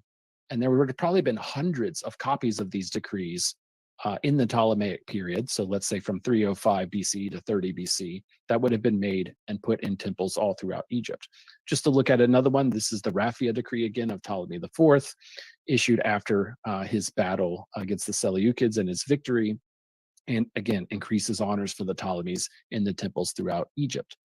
Now, there's a connection with this decree in a way to his successors, the Ptolemy V decree on the Rosetta Stone, because notice what Ptolemy IV is doing here. He's on horseback and spearing his defeated enemy. Well, if we look at the later decree of Ptolemy V, the Nebaira decree, here you can see on the actual decree itself that we have Ptolemy spearing an enemy, and the text of this decree is very closely related to the one that's on the Rosetta Stone. And so now today, scholars have reconstructed that the upper portion of the Rosetta Stone, which is now missing, probably didn't have a scene on it like the Canopus decree of Ptolemy III, but actually probably had a scene on it like the Nebaira decree. So this is how that upper portion has recently been reconstructed. This appeared in Friedhelm Hoffmann's and Stefan Pfeiffer's book on the Rosetta Stone, and it also appears in Ilona Regulski's catalog that just appeared for the British Museum. So this is representative of now what people have reconstructed as that upper scene. So just to sort of summarize again, we have a decree of Ptolemy V. It's issued after the partial quelling of a revolt, and it gives benefactions to the priest, and in return, those priests are going to promulgate the Ptolemies with statues in the temples next to the god statues throughout Egypt.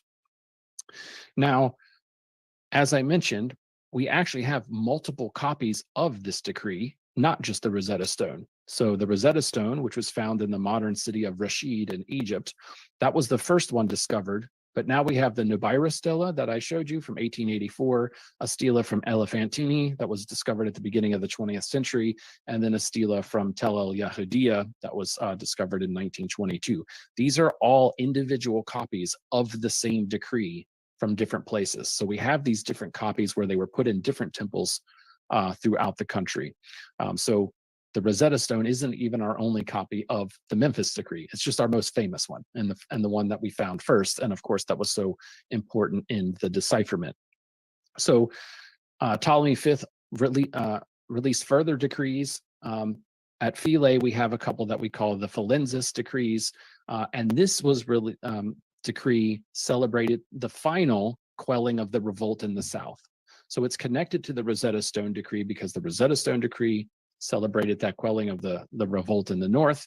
And then this Philensis decree celebrated the final quelling of the revolt in the South at a time when there was even native Egyptians who were claiming to be Pharaoh in the South, and even inscribing things, Egyptian inscriptions with Greek characters at temples in Abydos at this time. But Ptolemy V puts down those revolts. So this is what the Rosetta Stone was in ancient Egypt, right? So when it was made as one of these Ptolemaic sacerdotal decrees. And even though now the Rosetta Stone has taken on this other life, and we know it in all these different symbolic ways, in ancient Egypt, it was part of these royal decrees that basically served as propaganda for the royal house, and for a way for the Egyptian priests to also reinforce their own authority. Now, the Rosetta Stone, in terms of its discovery, part one that I would like to say is, if you want to discover the Rosetta Stone for yourself, any of you who are in the Chicagoland area, I would recommend that you come down to the Oriental Institute.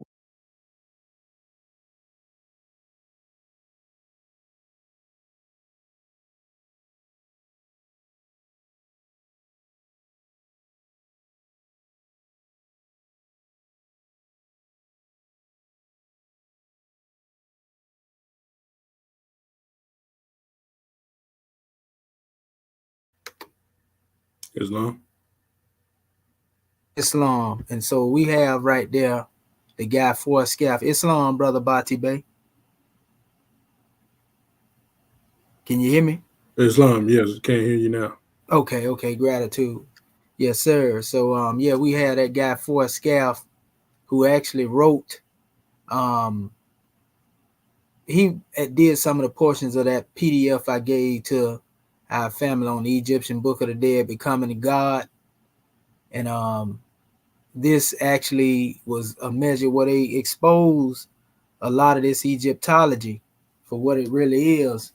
And though they are coming from the level of dealing with Egyptology according to the European, they're pretty transparent about the information they put out there.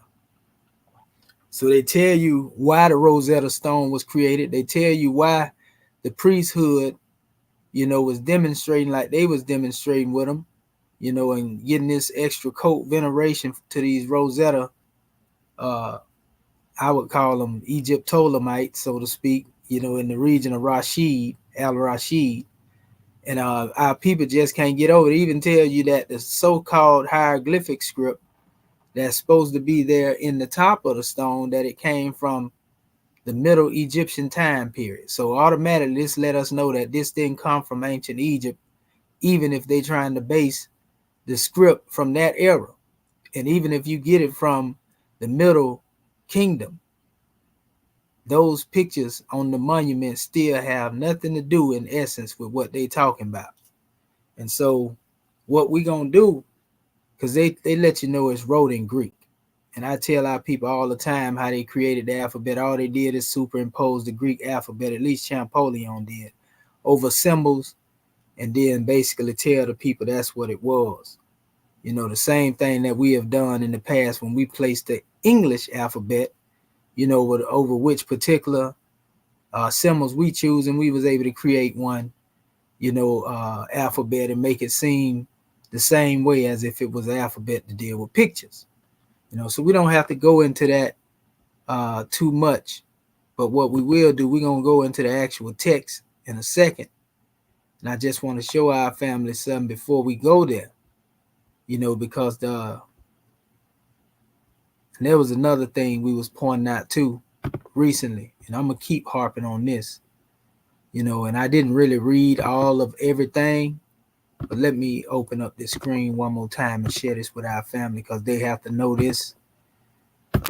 We haven't really went over this one right here in depth, Scribes, but definitely this is a grand measure here.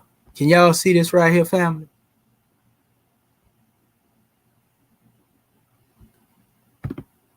Islam. Okay, so what this is, these are excerpts from what is called the two hieroglyphic papyri or something like that. That's the original name of it. I'm gonna pull it up real quick, but I just took the measures out of it. Here it go right here. This is called the Tanis papyri, is what it's normally called.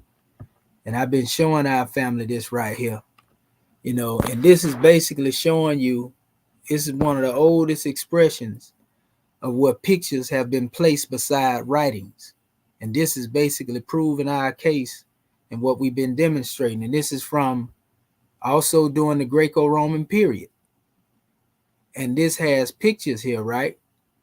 But what's written on the side is actually, in some cases they have Demotic, in some cases they have hieratic. We see a lot of hieratic going on here. And I actually went over this right here with our family in the last video. I don't know if y'all had a chance to see it.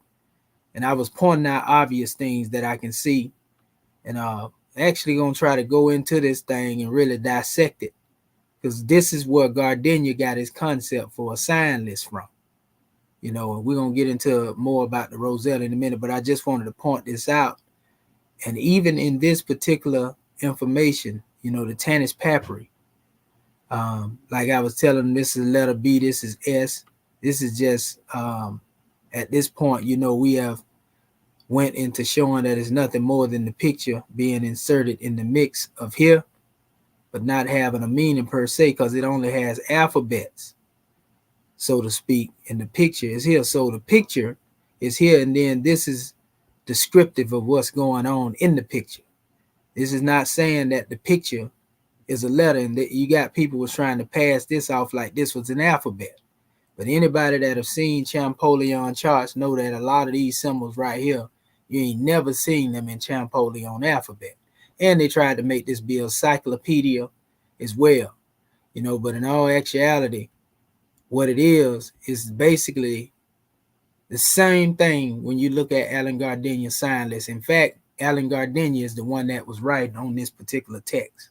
He the one that's expounding on this information right here.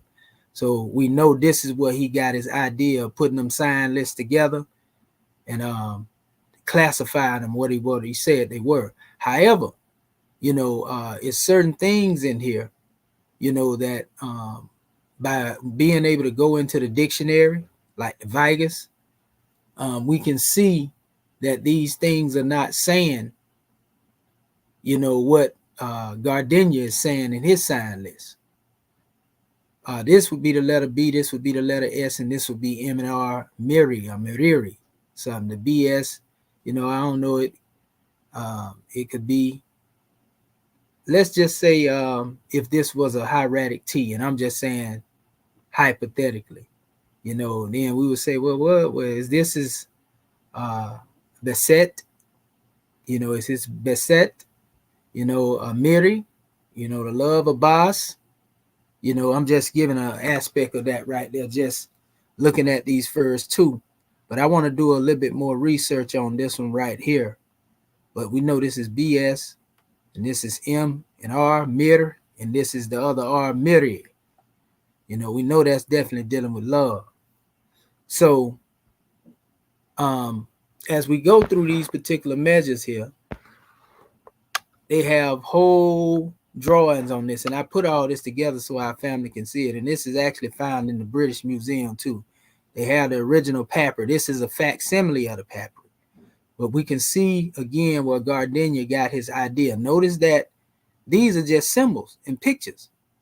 You know, they even put the, you know, these are all symbols and pictures, not letters and alphabets. And then the actual wording is wrote in a totally different language. In this case, it's Demotic over here.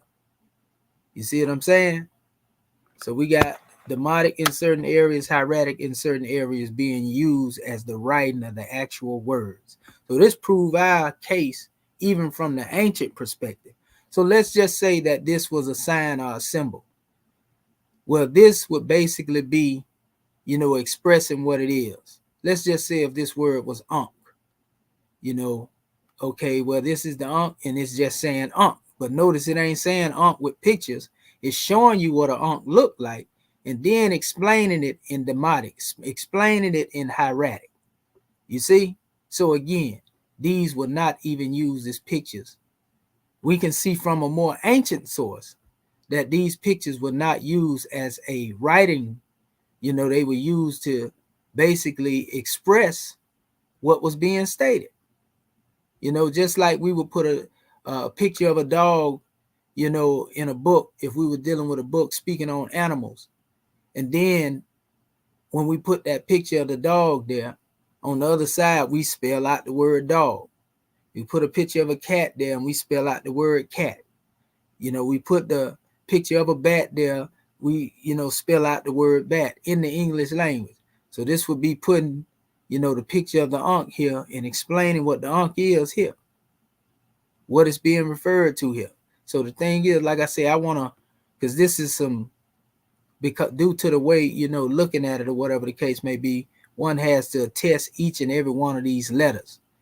But we can definitely tell you, this is where Gardenia came up with his sign list. Let me see. They have them on here. And I want to keep emphasizing this so our family can get it. So don't confuse. Don't confuse this special measure with thinking that, again, this is an alphabet like some of our people have been trying to do. So, in fact, you know, this book is actually called the Book of Sign Lists, or the Book of Sign, a sign list book. And Gardenia was the one that put it together. So now we see where he got his inspiration and his idea from. So here's the English version of the concept. Though many of these things are saying what he say here, they are not exactly the same, and he admits it in that book. In fact, he admit that it ain't no alphabet. It's not an alphabet, but you got people trying to push that off as an early alphabet chart. So for example, just like I showed you the Ankh on the other page, you see you have the man sitting here, right, as they would call it, right? That's what Alan Gardenia chose to call it. He could have been in a meditation pose for all we know, but that's what he chose to call it. Now we can accept that what it is, or we can come up with our own special measure as well. We have a right to. They did it. You know what I mean? Why do people think when Europeans say something, it got to be written in stone? Answer yourself that question. People that's supposed to be conscious too. You know, that means you got to be a real mental slave, you know, especially if you got any type of degrees and accolades that's been given to you and you still can't break free. That means you got something to think with, but you still don't know how to use it. So see how it has the picture of the seated man here, and then it says seated man. You see? And then when you go into the aspect of here, you know, and breaking it down, they'll try to put their little measures on it, and they say, okay, well, this right here is referred to as I or we or ink or qui. This means me or my. This is what Gardenia, you know, has come to a conclusion of, right? Then here's a measure here where he has one doing the same thing but having their hand up to their mouth. So he's saying that what this deals with the eat, the drink, or the speak, or the think. This is all speculation that's being inserted in here. He can only speculate that's what that means because he wasn't in ancient Egypt. You know, unless things are obvious. Okay, man sitting on the hill, we can see that. But he also has his hands exalted, you know, in a car pose. So if I wanted to say this is a man in meditation pose, I can say the same thing, a different gesture. And it says the detail dealing with one of sitting. You know, here's another one, man with his arm raised, but they had their arm raised in a couple of more before this. But for some reason, he want to emphasize this one. You know, adoration of the high. We can go with that right there. He said man hiding. Sometimes they'll say a man hiding behind the wall. You see, so these are all descriptions. And then he added his Unicode to this. So Gardenia not only did that, he called it a man in his occupations, you know, and then he goes on to the next group. The more is already familiar is the woman in her occupations. And then he gives the measures with the women demonstrating there. And the anthropomorphic deities, you know, of the Neteru and the gods. And he have a section for them. You know, parts of the human body, he has a section for that. The mammals, he also has a section for that. Parts of mammals, you know, he has a section for that.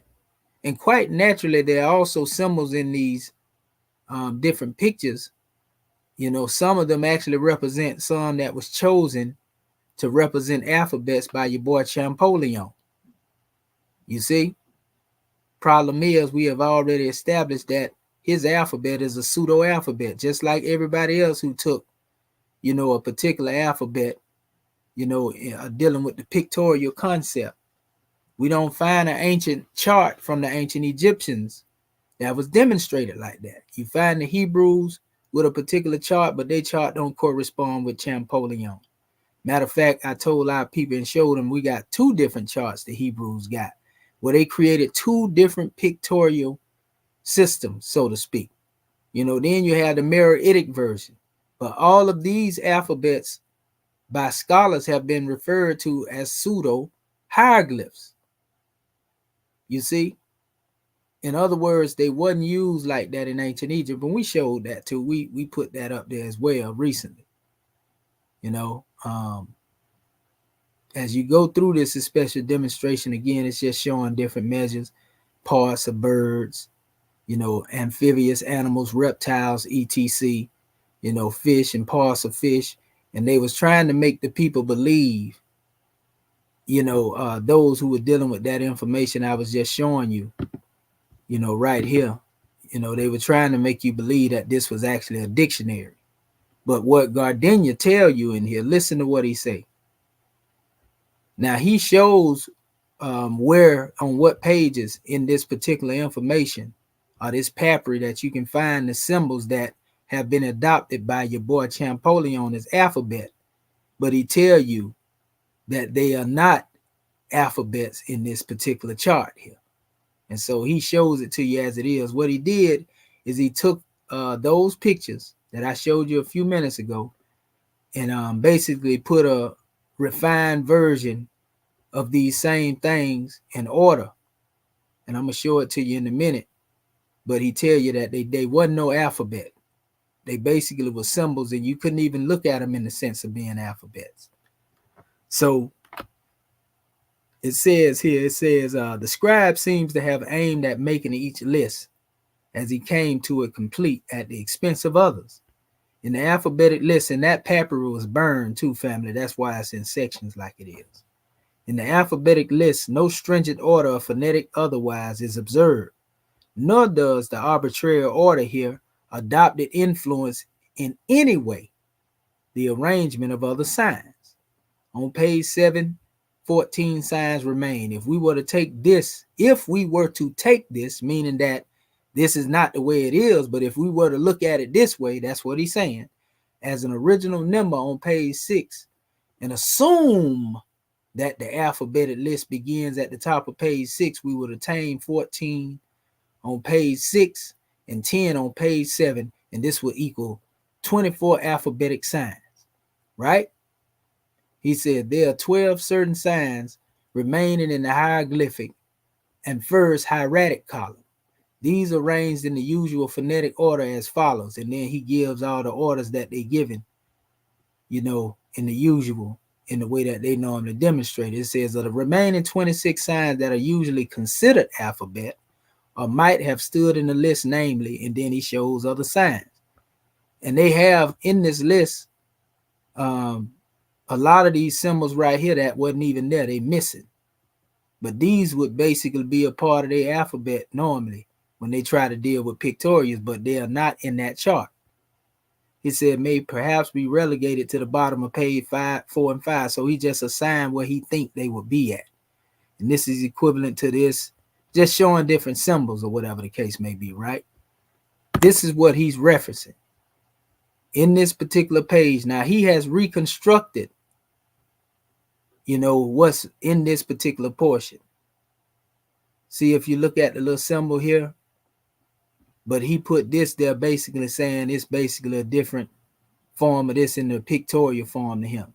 So he took this like they normally do, take a picture, and he compared it here. So this is where Moeller, was also possibly inspired as well, along with Alan Gardenia, to start putting pictures on the side of these different symbols. But remember, this symbol, is being explained over here in hieratic and demotic, not in symbols. The symbol is what it represents. Like I say, if you got a cat, it say cat on the side of it. It's a dog, it say dog on the side. So whatever this represented to the people, it would be an explanation of it on the side. And how we was able to really call them out, though, we know that this represents the letter T. This is just one of the things I was able to catch with the naked eye. And we look at this arm represents the letter A. This represents D, T and I, a D and I. But this represents the letter G according to, Champollion's chart. So if he has a symbol that's supposed to be a letter A, but here it's showing in the hieratic or the demotic, is showing the letter T or R, even the letter R, it's saying D or T here instead of what they call a G. This lets you know that what they got going on is totally different, than what's being said here. And this is not an alphabet to speak on this per se alone. This is really the description of what this is. I'm just giving the aspect. If one were to try to look at it in an alphabetical form, it wouldn't make sense. Because if this is a G in Champollion's chart, and this is an A in Champollion's chart, and you come over here in the demotic, and this is the letter R again, or the letter T, in certain aspects, if this is the case, then something ain't right about what they talking about in Champollion.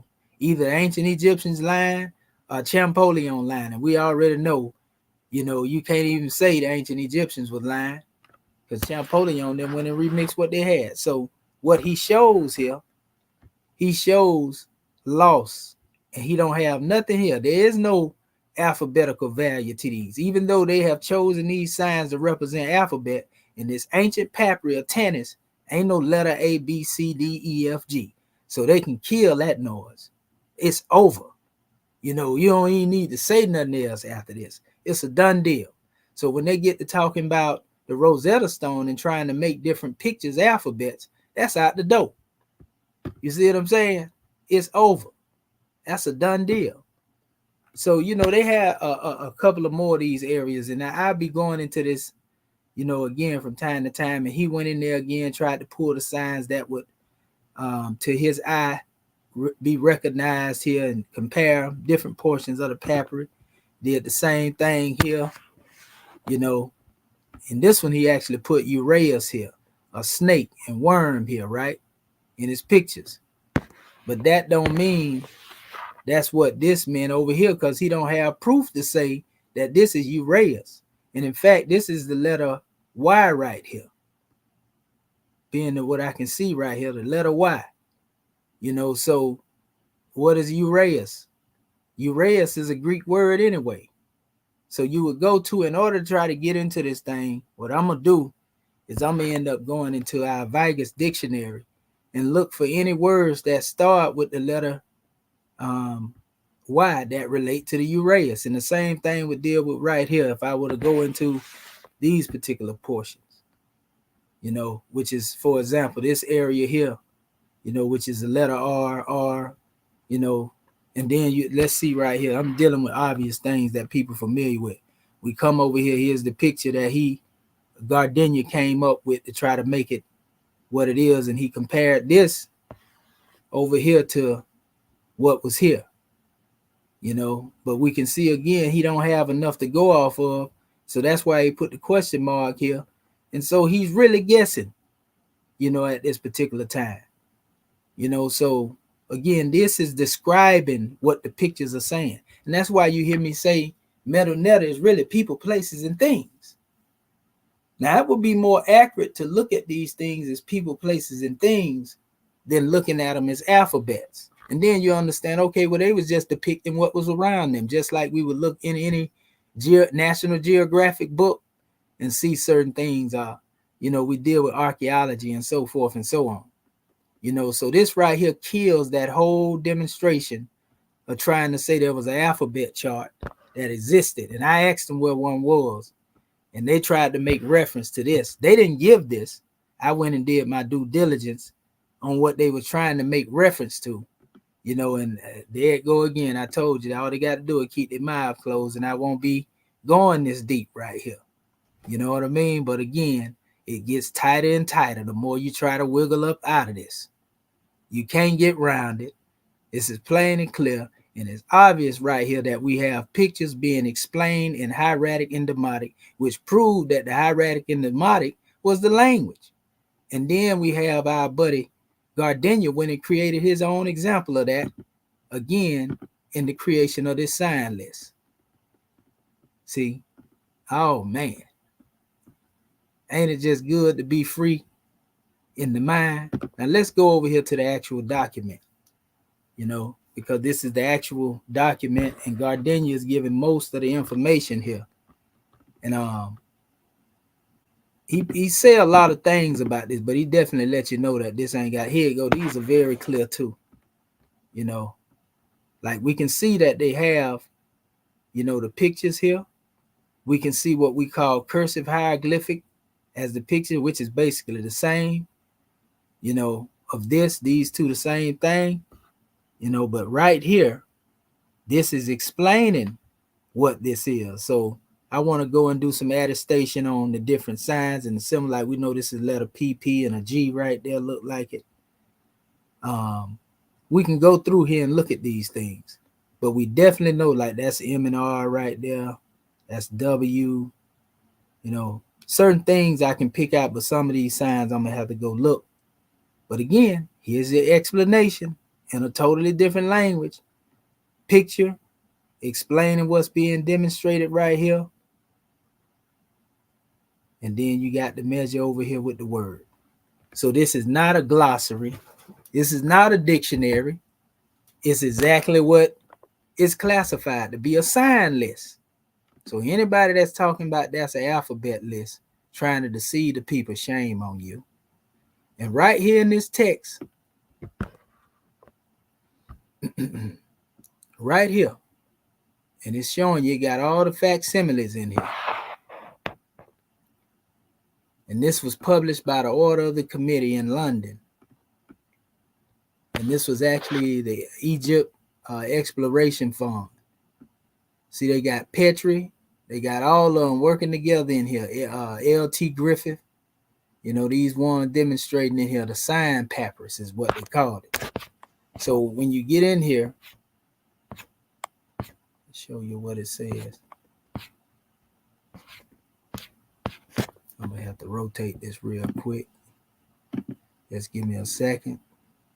We're going to get into the Rosetta Stone papyrus in a minute because I don't plan to spend a whole lot of time. I just wanted to bring this up so that our family can see. I actually already had some of this clipped out though. So I want to go into that. Not that one there, not that one. Okay, not that one. Let me see, it might be.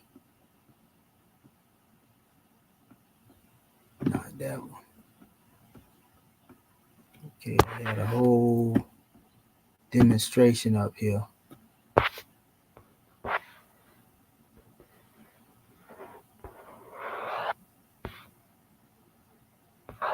Oh, I know where it's at.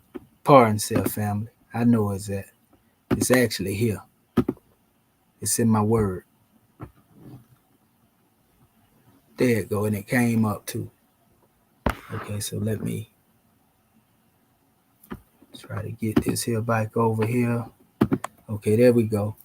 These are some of the things that's took out of this special measure. That's another portion of these are actually some of the sets of the hieroglyphics that were used by the Israelites. I was telling y'all about that's different from what your boy was doing, Champollion. So everybody can't be right. But it say this papyrus, and this is actually coming from the same book I was reading out of earlier. This papyrus is the first native list of hieroglyphics that have come down to us from ancient time. It is at once highly interesting and very disappointing. It is of the highest interest as being the only document bearing upon the system by which Egyptians arranged and taught their huge syllabary. It is disappointing because we find so little system in it. We should have expected a more logical arrangement of the signs and more method in naming them.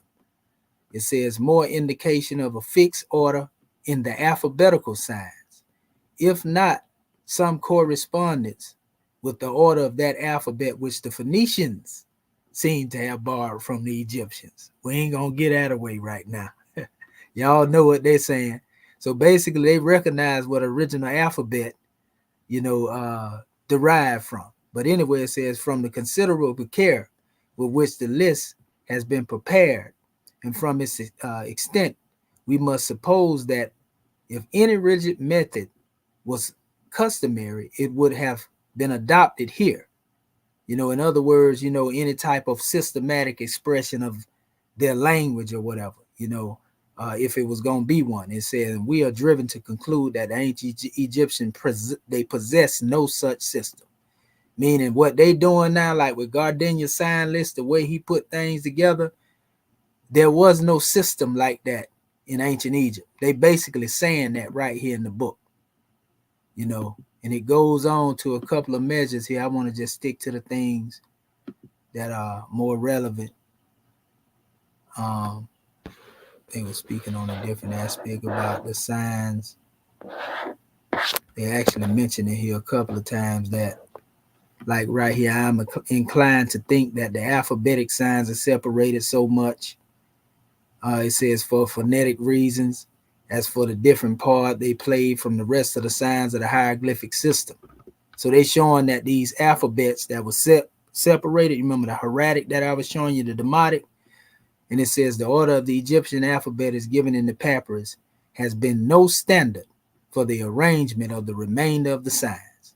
So, you know, man, it's giving it to you right here. You know, it's saying it right here.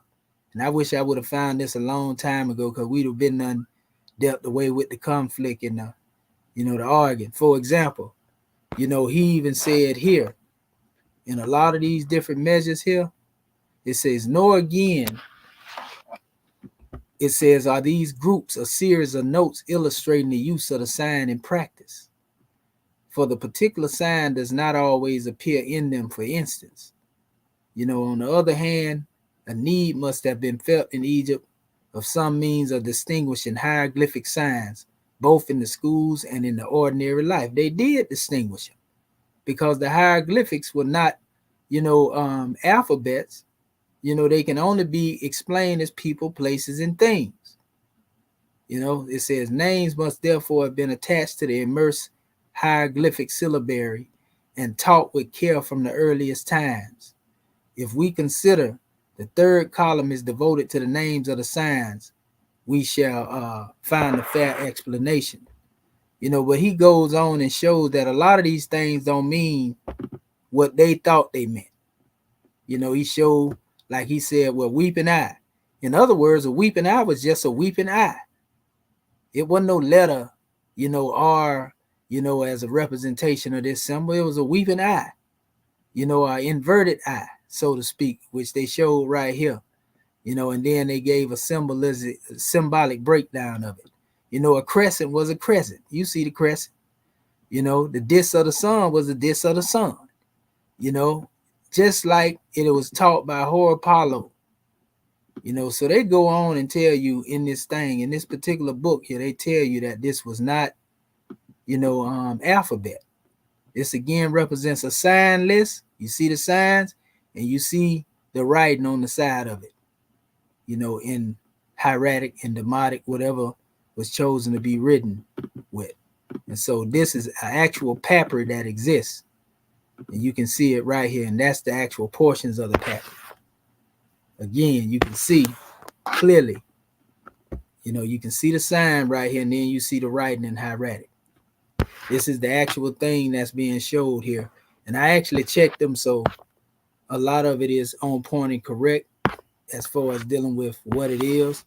Like, for example, I was able to look at this list and compare it to another list that was here and point it out exactly as it is. You know, so it's a whole thing showing all these different pieces of papyri or sign lists. And that's where they came up with their concept again, you know, of comparing these symbols, you know, to, you know, the different letters that actually represented things or people. They didn't represent, you know, this alphabet, these different pictures here. You know, for example, this is one of the pictures we seen in the top, and they have H and A there, hey, a K. You know what I mean? But did that mean that to the ancient Egyptians? See, that's the question. And in certain cases, like I said, when I was looking in there, some of it wasn't lining up with what was being said in this particular papyri I just showed you. So that being said, that automatically debunks, you know, the concept of the top of the Rosetta Stone, which I'm going to show you right here, as having any alphabet in it at all. You know, this is all pictorials that the European has said represent an alphabet, and it's easy to do that if you go to comparing those symbols, like I said a few minutes ago, to once you go to comparing them symbols to a different Greek letters, so to speak, like they did right here. See how they compared all of them to Greek letters?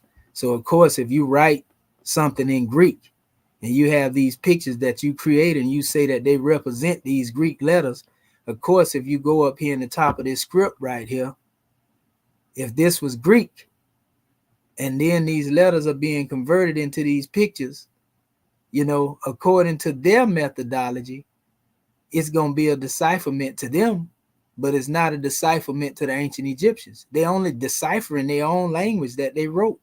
which don't make no sense because they created the Rosetta Stone.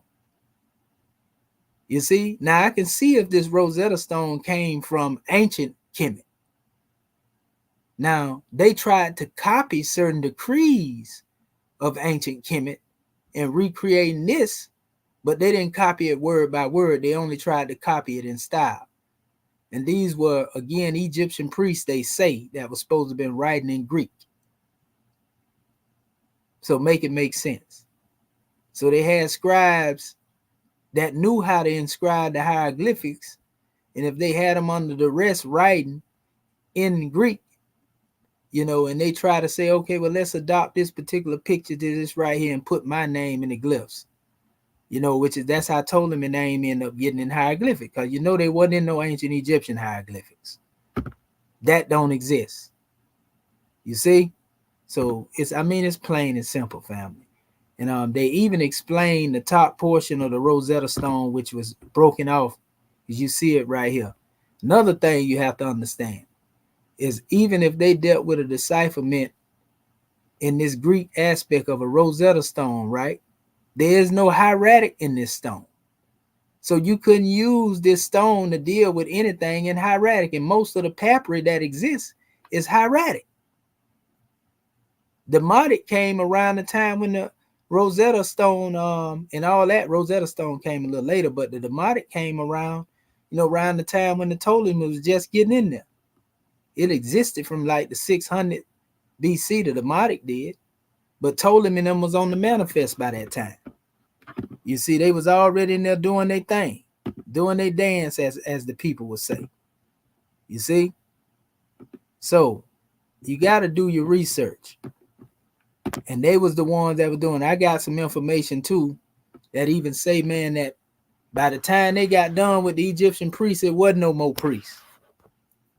You know, by the time, because it said Ptolemy, them would never allow them to get in a position of authority where they could become even more powerful and strong. We already seen the top of this Rosetta Stone being scratched out and etched out. You know, it is the original piece. We know that because of, like I said, the markings on it, whether they was dealing with some type of trying to grind it or what. But, you know, you ask yourself, what's the question, you know, as to dealing with why they did this? You know, what was it that they took out of there? Was it something that was superimposed onto the top of this? And this was an original measure and they wanted to make it ancient. So let's just say I want to deal with some type of dating, scientific dating, you know, and I was going to deal with it. Let's say if this was the original part and it had something else on here that didn't relate to what they connected to it later, right? And then next thing you know, they say, well, we can date this right here all the way back to 3000 BC. And they test this portion. And this portion they don't touch. This stone may date back to a certain time period, but that don't mean that this dates to that period. If this was something else that was superimposed, but we can see this is more likely original. So why was this stuff etched up out of here? You see? So you have to ask yourself that question. But there was no hieratic here. Keep that in mind. This is your Rosetta Stone. So now what I'm going to do, I'm going to go into some of this, a particular portion of the stone. But I want to hear from my family first, the scribes, and see what they have to say. Islam, Moors.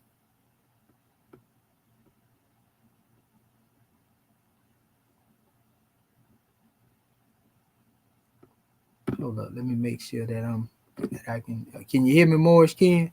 We can hear you. Okay, what would you have to say about that particular measure, family?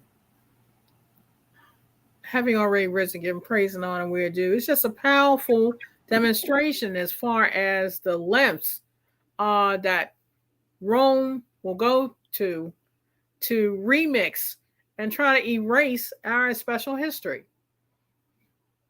And when you go into like letter by letter and see that things don't match up, or even when we deal with the tool, dealing with the database DP tool, or go into a cool tool and you see that there's some things that don't match up, that brings a question to the mind, you know, you can't banish the truth. So this is just a grand and awesome class, and you made it most plain. I definitely have to go back over the video because I did a lot of trying to write it down, but I need to go back and re-review to make it a part of every part. Gratitude more.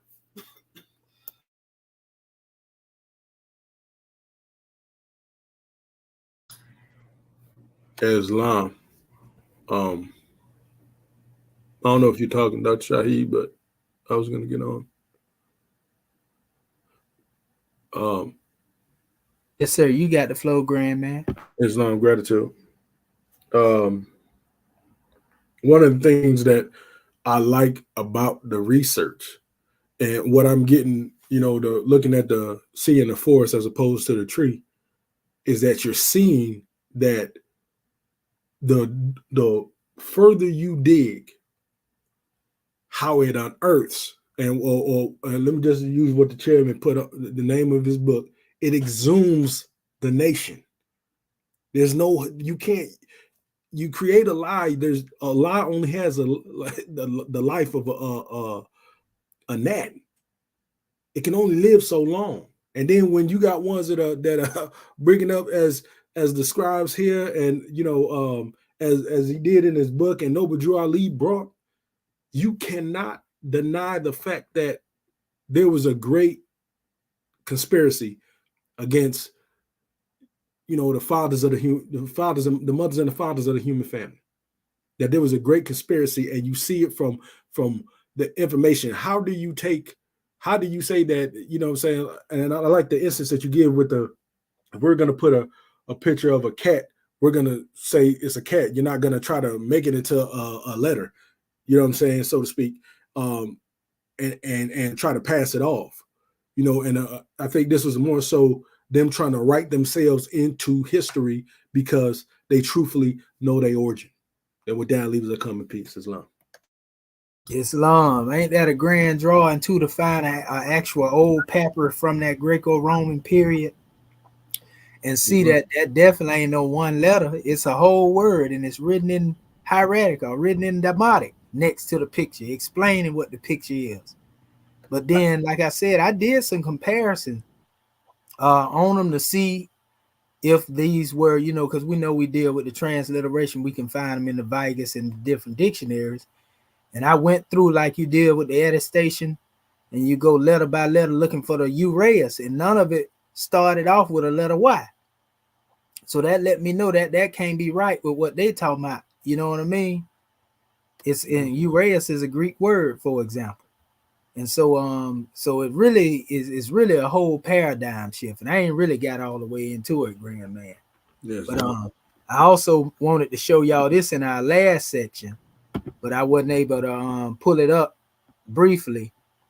And this killed the whole demonstration right here. This is actually, let me translate it into English. It's in French. This right here is enough to just shut it down.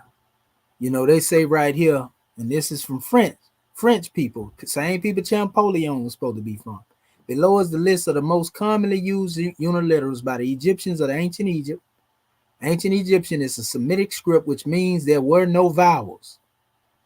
A, I, and W are semi-vowels, semi-consonants. Each uniliteral therefore represents a consonant. The grouping of these hieroglyphs can be considered pseudo-alphabet. There they go. Right there. There you go, right there. Goodness gracious. Pseudo alphabet, right? Now watch this. It is a modern classification based on phonetics. I don't know what nobody else talking about, but when Prophet Noble Drew Ali say Africa is the modern name of ancient Amexem, he means the difference between what's modern and what's ancient. So when I say they saying this is a modern classification based on phonetics, that means it wasn't an ancient classification based on phonetics. And it shows right here, says each sign is transcribed by the sound to which it corresponds. This alphabet was not really used in ancient Egypt. Got him again. Man, boy, this right here is a Jew. with this one right here, they should just sit down and be quiet. But we know some people still gonna try to buck Brother Bati Bey. It is found only in the Ptolemaic era. Oh my goodness. There it go. Ain't that what we've been telling them? To transcribe the name of foreign kings. So, it even goes so far to say, it should be noted that the order in which the hieroglyphics displayed below is not the order conventionally adopted by Egyptologists. Egyptologists classify these hieroglyphs in this order of the transliteration. They show it there, but no matter what they say these pseudo hieroglyphs. They need to throw in the towel. These came forth during the time of Ptolemy. Huh? Throw in the towel. Throw in the towel. That's what I'm trying to tell you. So, that right there is like straight wrap them up, put them in the body bag, go and get them up out of there. You know what I mean? Because this is ridiculous. My uncle he said, I'm done with that like a doctor is with a dead man. Goodness gracious. Islam. Islam, Dr. Shaheed, when you showing us all this and what it makes me think about, whenever they come on the scene, you remember how we used to say in the Bible, they come to steal, kill, and destroy? Yes, sir. Wherever they showed up, that's what you see. You see killing, stealing, and destruction. And whenever they show up, wherever they be at, that's what you're gonna find. It's like they leave a trail. They leave a trail, and I'm like, man, exactly. Islam. That's all. And it's obvious too, Goddess. Another thing. I mean, this right here should just looking at the Rosetta Stone, and seeing that it has Greek and Demotic on it, automatically tell you it didn't come from ancient Kemet. Right. Because Greek and Demotic didn't exist. Greek or Demotic didn't exist during that time. You see what I'm saying? It only existed during the time. So, of course, if they want to come up here later, Champollion, and try to deal with what they got, because they got Greek letters up there, and you compare them Greek letters to this right here, that's still considered a pseudo methodology because the ancient ancestors didn't deal with it that way. That's right. You see what I'm saying? That's the Ptolemies. That's the Greek. That's the Greco. And we show how they even went up here chiseling stuff out and leaving the crowns up there to put their own self in it. You know what I mean? Like, man, we cannot make this stuff up. We keep telling them, but they think it's a game. And we got books, like a whole bunch of books that done already said this stuff that I done showed the people. Right. You know what I mean? They told you that this stuff wasn't right. But still, people want to be hard-headed. They want to act like they know so much. So we're going to make our people see what the truth is. So let me go over here. There was another portion I wanted to show and then go on into it, dealing with the Rosetta Stone. Go into some of the papyri of that time and see what was been said. And I also showed the pictures of how these people look too. That they was talking about in some of this papyri. This Demotic papyri, and it ain't nothing for us to get upset with per se, because they was in there doing what they did, because it actually is just a receipt. It's the smoking gun to prove what we've been talking about. We glad that they was able to leave some papyri behind, trying to put themselves up there in the text where they know they didn't exist at. So I'm gonna go over here real quick. Let me go into this measure here. Okay, here we go. And this is actually two family if you want to go in here, because remember this is actually showing the British Museum aspect and everything. This is the Rosetta Stone, and this is we'll hit it and open it up again. You see it, BMEA 24. So you can find this also. Let me see, it'll let you translate it. If I can translate it here, that'll be even better. I just hit translate. It might even have a translation here now. That way I ain't got to go to the Google Translate. Let's see what we got down here. Where you at, words? Well, I don't see no words over there after hitting translate. Well, that ain't good. Let me see over here in this I already had open. Well, at least that one over. Let me see what happened. I'm going to try to hit translate there. Nah, it ain't doing no translating over there neither. And I think it's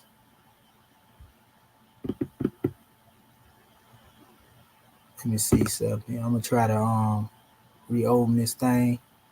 Here we go with the freeze up.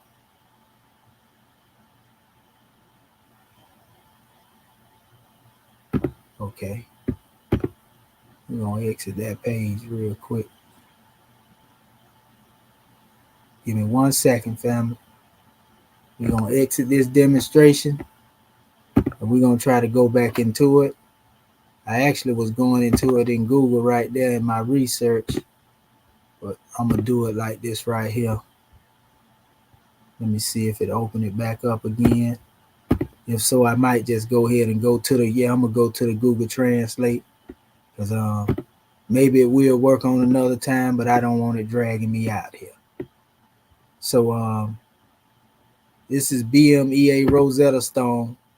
You know, they actually have a lot of this right here. You can go into the British Museum, but this, you know, they show you where it was found at. You know, Demotic, Greek, and hieroglyphic. Notice ain't no hieratic in there. So how you gonna use the Rosetta Stone to decipher the hieratic paper? That's another death blow. How you gonna use the Rosetta Stone to decipher the hieratic paper when it wasn't no hieratic on the Rosetta Stone? So Champollion didn't decipher nothing hieratic. Oh my goodness. There we go again. I mean, it's simple. Now this is all this stuff they got up here. Now let's see what they talking about in here. Since everybody want to boast and brag, well, your boy, what his name, Scaff, just told you that this was used as propaganda, you know, and used basically to venerate Ptolemy and oppress the native Egyptians. So, you know, that right there say a whole lot in and of itself. Deal with this first portion right here. Let me go to Google Translate, get this out of here. Let's see. And I ain't gonna go through the whole paper trying to translate everything. We're gonna just pick out certain portions. We can see who these kings is in here too. That be exposing everything. In the ring of year 9, day 4, and this is look like Candicus, which we know ain't no Kemetic term, which according to the calendar it corresponds to the Egyptian month Peret. So this is the Greek version of that. Peret, day 18 of the king. The young man who appeared as a king in the place of his father, he of the Uraeans. It says, whose honor is great, who has strengthened Egypt by making it beautiful, whose heart is benevolent to the God. Now, you know they ain't talking about the Egyptian. They talking about the Ptolemies when they saying all this great stuff. Who is above his enemies, and they saying he above the native Egyptians. Who has made the lives of men beautiful.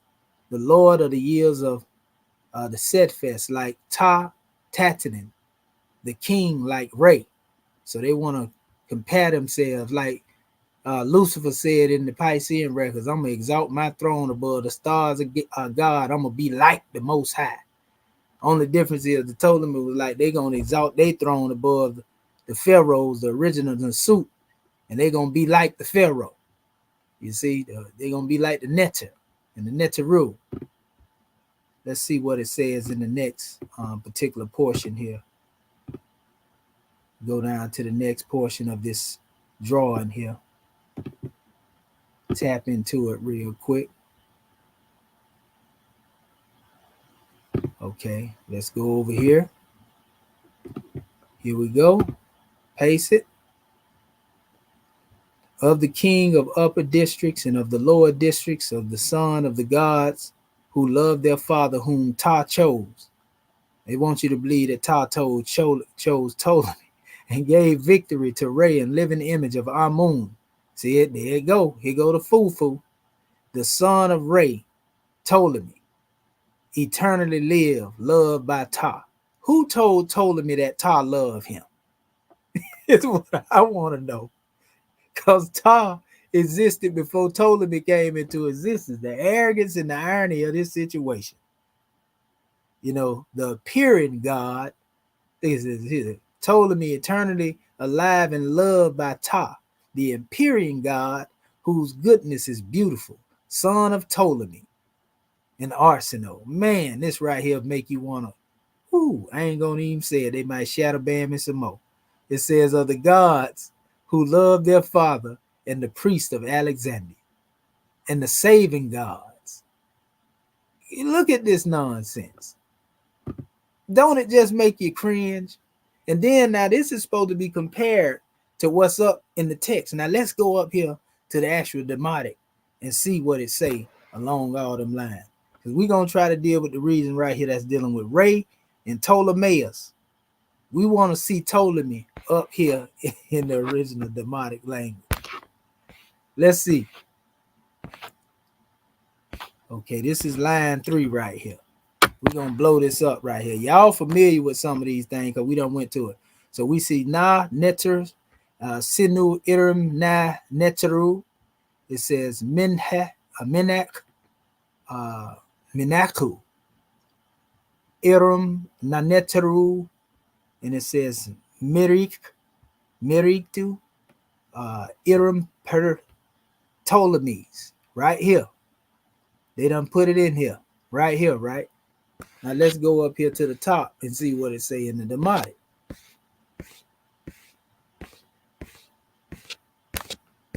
Line 3, come on, where you at, line 3? Or should I say line 3? Let me go up here. All right. So let's go through this demonstration. What word they using? They say this is Ptolemy right here. You know, we're going to have to definitely go do some research on this. But you see the name Theo Palaptotorius Ptolemaeus IV up there at the top and Arsinoe III. I'm going to show you who these people is in a minute. Let's see. Because I actually already have this in my information. Well, it's already in my system. Let's see. I already showed our family this the other night too. Some of our family, hold up.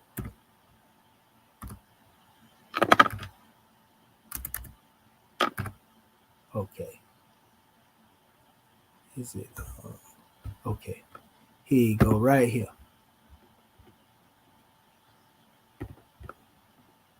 That's actually Ptolemy the 6th right there, but it'll have them in the pictures up here, the right one. There you go. That's the 4th right there. See what I'm talking about? This is what I'm saying right here. I showed this on my videos before. So when they talk about Ptolemy the 4th, this your guy right here.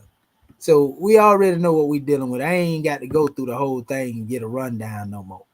So that right there lets you know what you're dealing with in and of itself. I shouldn't even have to say too much more after that right there.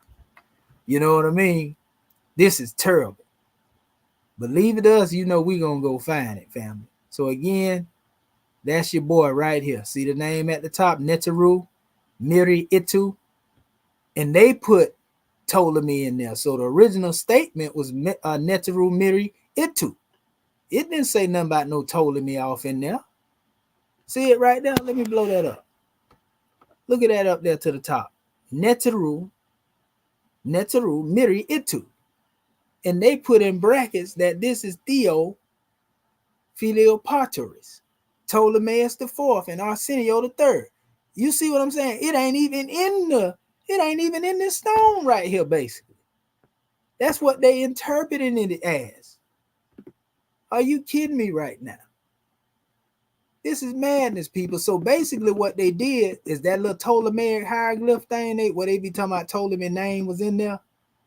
They put that in there. They inserted that in line 3, family. And the same thing with this Alexandria thing. So anytime there go right there in one aspect right here. Anytime they put that in there, they basically inserted that in there. That's the Arsian. See it right here. This is the real word. Neteru Miri Itu. So this was actually added into the text to make it seem as if it was this portion. Oh my goodness. We got them, people. Book them, Dano. Murder 1. It's over. That's crazy. So all they've been doing is basically citing these things in parentheses all the while and then putting it in English text as if it's a part of the text. This is terrible, people. This is very terrible. So, that's what we're dealing with, family. But what I want to do right now, I want to open up, the floor for our family, because we can go back into a lot of this stuff right here in a little bit. But I just want to hear from my scribes and ask what they think about that. Goodness gracious. Islam. Dr. Shaheed, when I look at this, what I think about is what how our prophets say when we get the pen. Because see, they had control and they had the pen in their hand. So they wrote it the way they wanted to look. So now that we got the pen in our hands, we gonna write the truth. Fact. And we gonna put the truth out there for our people, those who want to receive it. Because I know it's some out there, they don't want to accept. And we just pray for you. Your eyes gonna come open one day, because you've been hit over the head with that set mall, and you think that everything that Europeans say is true. I was like that. That's why I can witness with you. I was the same way. I thought if the European said it, that settles it. But now that I know the truth, oh my goodness. But yeah, we it's time for us to tell our story now and put the truth out here for our people to know and to grow on. Islam, God, man, that's all I got to say. Peace. Well, Sister Curtis Bay, we don't want you to go nowhere. We want to ask you, what is this? What is he doing over here? What is he doing? I don't know what that is. With the crown of Upper and Lower Kemet on his head. I know, right? With that 9 ether strand coming from up. Yeah, looking like. What in the world is going on here? Oh my goodness. Almighty. Oh man. Like these people really got away with this stuff, man. Yeah. These Europeans are coming there and cite Kemet. Yeah. And put themselves up. Look at it. Here go Ptolemy. Look like Ptolemy the 10th right here. Sotar is what they call him. Look at this. Look at this. Yeah, I remember that name. Yeah, look at that. Talking about Ptolemy the Savior. Yeah. Mm-hmm. So when they went in there and conquered Kemet, they were saving Kemet. Mm-hmm. Now look, this is the coronation of Ptolemy and Kemet. Didn't I tell you that they be up there remixing the stuff up there and putting themselves in there? You know good and well Heru won round when Ptolemy went to Kemet. That's right. Look at them features they done went in there and put in there, Sister Curtis Bay. Oh my goodness. This is terrible. Man, they better stop it. And then you go, that's the real guy right there.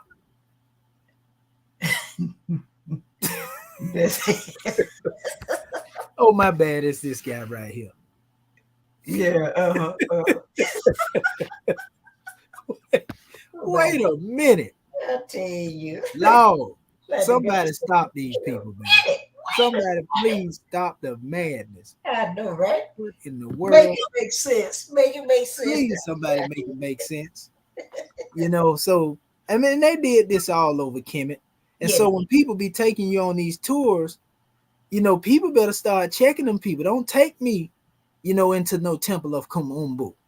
Right. We know the original temple that was there, was the temple of Nukt. But we don't want to be looking at where they went to war and, quelled our ancestors. Take me to Abu Simbel. Take me to the halls of Luxor. Because them was created by our ancestors and they still stand today. So people even got to know what they wasting their money on. You going over there, look over there at somebody, you gloating over the kill of your ancestors.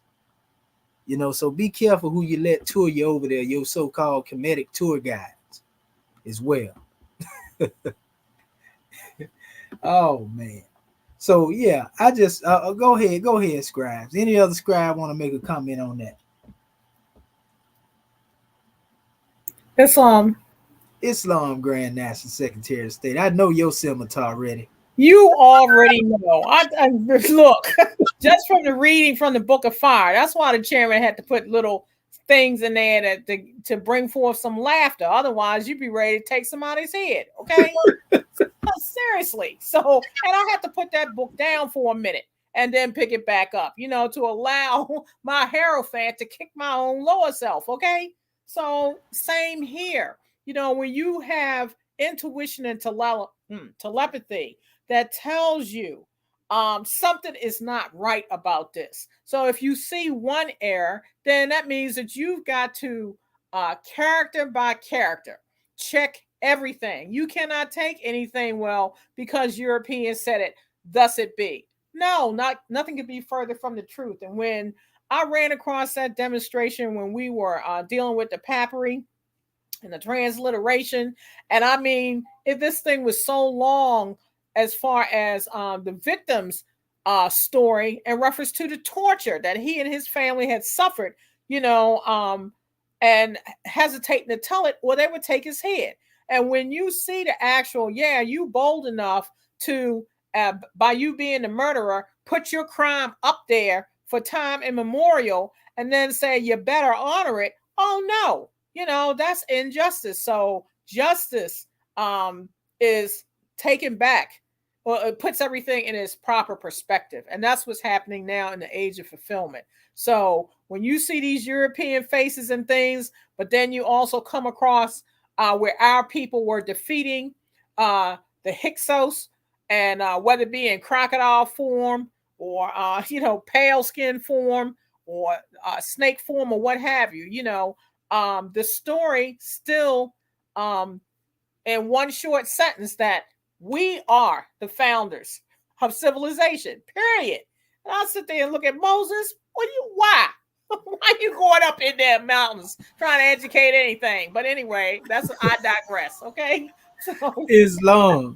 Now it's something else, but that's something else. And now I'm gonna show you something too, Grand Secretary of State, because anybody, since they think they know so much about the English language, when we go back up here to line 3 and we see the Ptolemaic measure come up, we know that it ain't in the Demotic. We see they put it in their transliteration. They basically superimpose these names into this transliteration. Right. So that wasn't even in this particular stone per se, right? But they put it there. And now this is where we kill our argument. See right here what we were showing here. Hold up. Let me pull it up here. Okay. This is where they were superimposing Ptolemy here. Right. The original statement was Neteru Miri Itu. Anytime you see them brackets right there around something, let me show y'all what that means. You already know, Grand National Secretary of the State, because you always been a teacher. Our Moorish kin pretty much know too, but some of our people out there in the YouTube world may not know. So I'm gonna show our people what this is right here. Give me a second. Give me 1 second, family, because y'all got to know this stuff, so they can't pull the wool over your head. They doing the same thing up here too. Okay, right here. It's called parentheses, people. You see them these two little brackets here? Right. When you put a word in there, look at what it means. A word, clause, or sentence inserted as an explanation or an afterthought into a passage that is grammatically complete without it. Woo! In writing, usually marked off by curved brackets.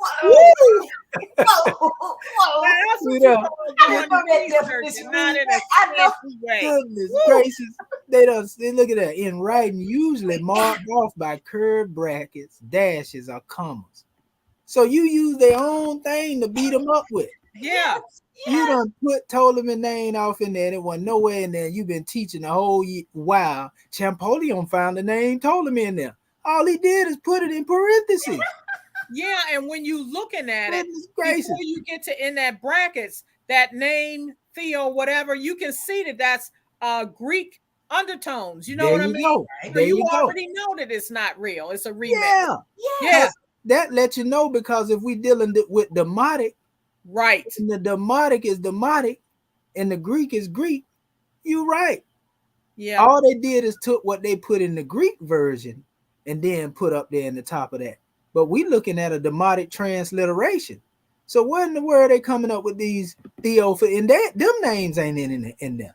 They all in brackets too. but we show you what they look like. But so they're gonna quote something talking about Amun and Ta, and then put Ptolemy and slide them up in there. He translated it, y'all. He cracked the code. Yeah, and when you look at the various, when you go to Google Translate and see whether it be coming from German or Greek or what have you, all you in cahoots to keep the truth buried. Yep. You know, nobody stood out there, you know, except when you go way back into these writings, like you didn't get this from Kemet, you know, and it actually said, but you got to really delve deep, you know, because you know a lot of our people are accepting of what's on the surface.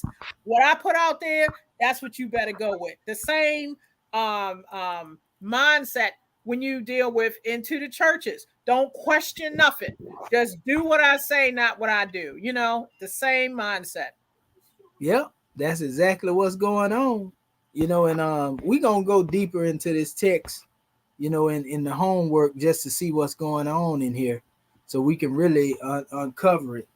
So we're gonna save a lot of this for the homework, but it's just a crazy situation, man. All I can say is people wake up, like our chairman say all the time. Moors, wake up. You know what I mean? Prophet Noble Drew Ali said, wake up and don't go back to sleep again. Goodness gracious. Man. I mean, if you don't get it now, you just ain't gonna never get it. You know, I want to give honors to our elder, to brother Walter Williams, you know, for his measure. In fact, I'm gonna play that clip while I was on there and he was on the little show demonstrating, and your boy was up there trying to challenge. This right here this is grand stuff here. But like I said, all they got to do is be quiet, and brother Shaheed won't be digging this deep. I'm gonna go anywhere. I'm gonna do the research, but the more you go to talking, if you were quiet, I wouldn't know you was over there. What the prophet say about the duck? Yeah, he said the only thing hurt him is his little bill quacking and quacking. So let me see right here. I'm gonna pull this up real quick. We're gonna go into this drawing, and let's see here. Trying to see. Okay, here you go. Go to my clips. Let's see here. Scroll down here. Okay.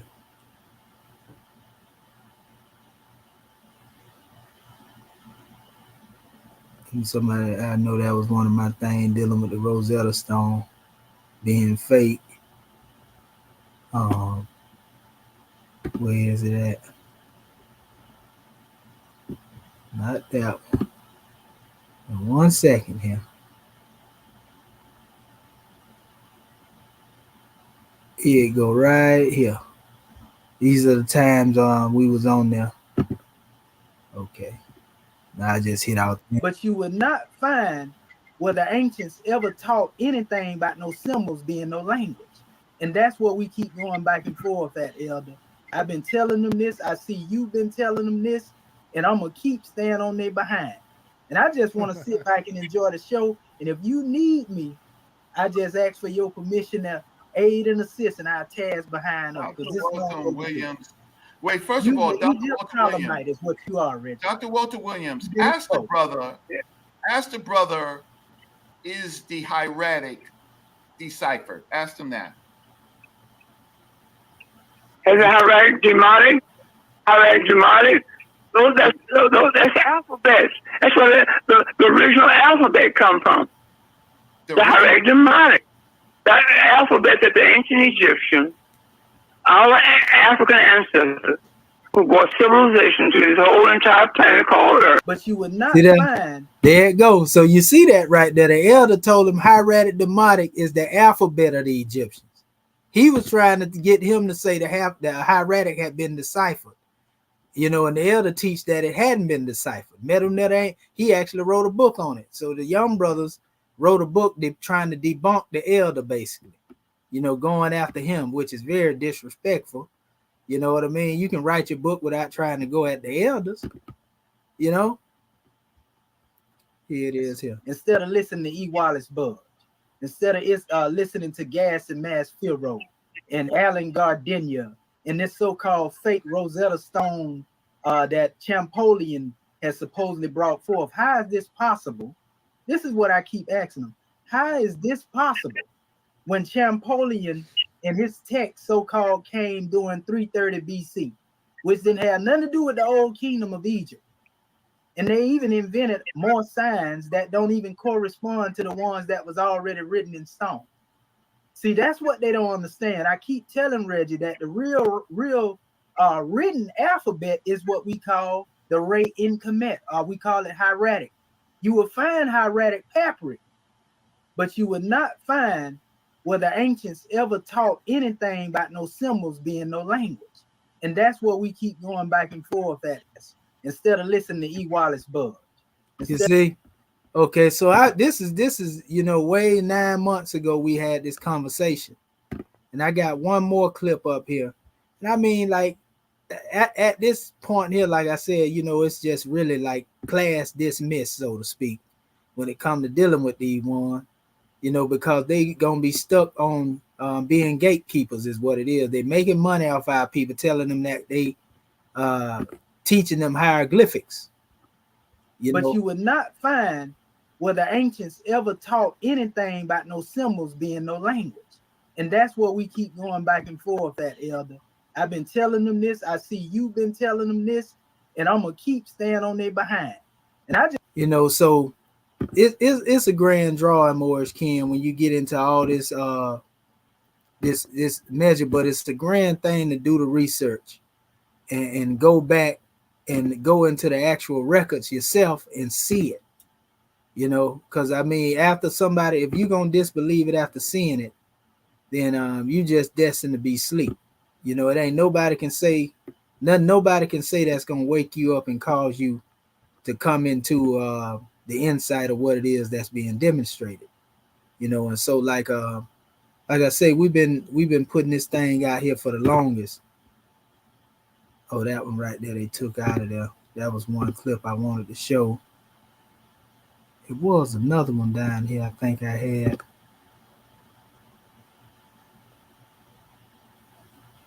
Oh yeah, I think that's what it was.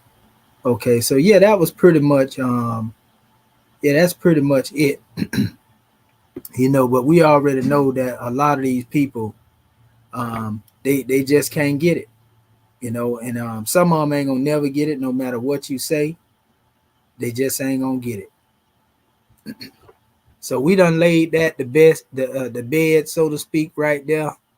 And they gonna have to play catch up because like right now we trying to put these things in book form. That's what I had up here in my little measures here, trying to get everything and put it in order on the meta ray and commit all this here. I'm just laying a basis right here, and I'm finna get ready.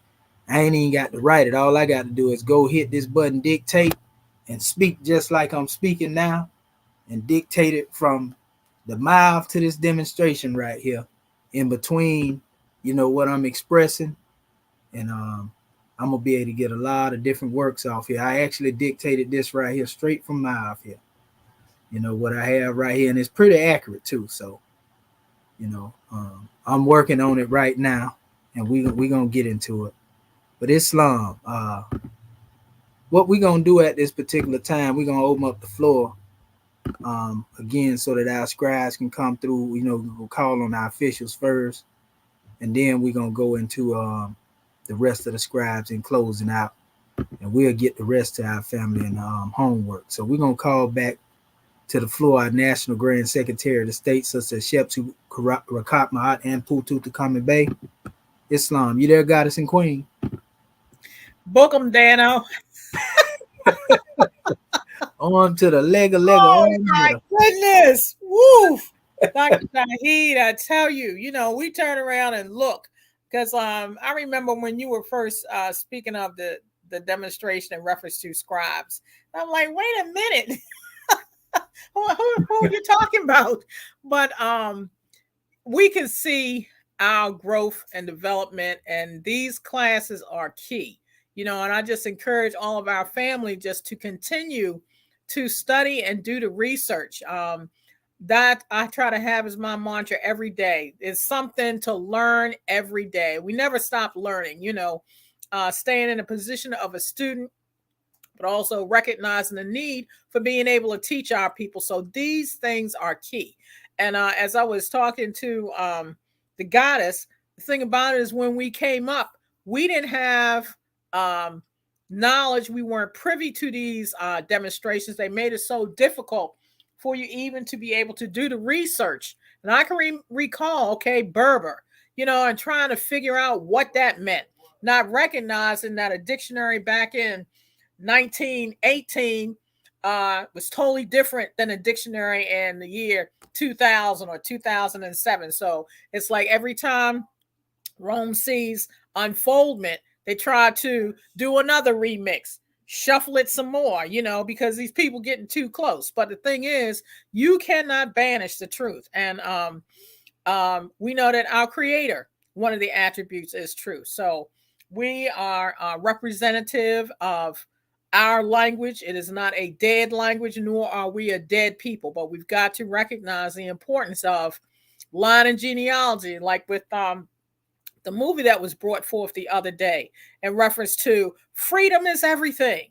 And when you recognize the fact that you have become a vagabond in your own land, that the laws that are dictating to you don't even consider you as human, but as property or as chattel, so we recognize the fact that this is not who we are. So therefore, we are building a pure and clean nation, that is for the benefit for all of our people. So gratitude more for calling me forth.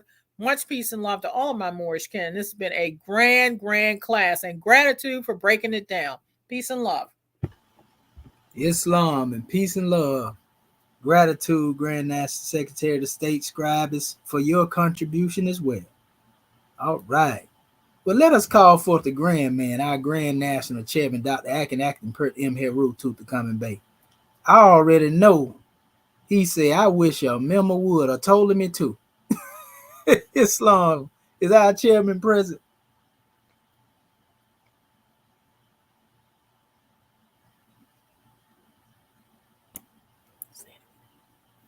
Islam, can you hear me? Oh, yeah, loud and clear with divine ears. We ready for the lesson and the blessing. You give all praises to Allah and honor the Prophet Noble Drew Ali. So much honor to Noble Drew Ali for bringing us everything that it takes to save ourselves as a nation, as a government, and as a spirit. We want to also extend much honor to everything that the Prophet brought to us. And we are here now in the West because we are a nation of people. We are the Moorish American nationals, a nation of people. And we are today who are forefathers were yesterday. And even greater still, because why? We are descendants. And descendants have a tendency to be greater once they embark upon the measure. And we have much to do, because when we look upon what it is that we have for us, then we got the principles of love, truth, peace, freedom, and justice. We've got a heart of so well combined with love that we just got it made more, and it's an honor, a blessing, and we have the greatest Sunday school, as far as I'm concerned, on the planet. So, and I want to thank our Sunday school instructor for the great job that he's doing, and thank all the students for being so masterful. And there's a great thing that you have to look out for, because once you do that, you're going to find that in the very, very near future, our flag is going to be just not seen worldwide, but it's going to be known worldwide as well. Islamism without the schism. Islamism without the schism. Gratitude for that measure, Chairman. All right. Well, we know our National Grand Sheik most definitely right there riding, on the manifest. And he definitely coming forth. The Godhead Islam, Grand Man, where you at?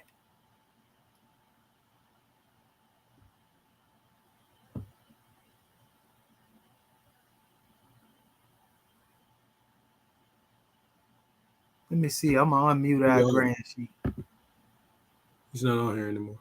Oh, he ain't. Well, I see it's showing that he on here on my side. So it's he's Yeah, he's that's on the Akhenaten. yeah, that's him on the acting, but Right. I can't unmute him. Grand Sheik, try unmuting your mic, brother, if you there. Yeah, because usually I can unmute him, but it ain't. There you go. How about Islam. that? Oh, we hear you now, Sheik. We already know they can't hold that truth. Islam.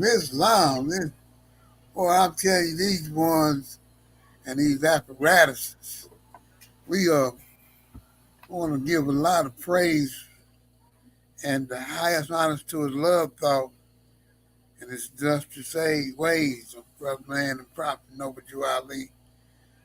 Everything that brought us on this verge of kicking over the tombstones of Negroes, colored folks, and everything rising up with that new day of love and shining to our uh, tribe of endurance and a multitude of other officials who are definitely on point each day. And to you, Dr. Shaheed, always with that measure, we look at these, I would call them books. And this is the same thing that I recall when I was an infant, how these ones had stole our literature and made their own uh, uh, we call it definition out of it, and how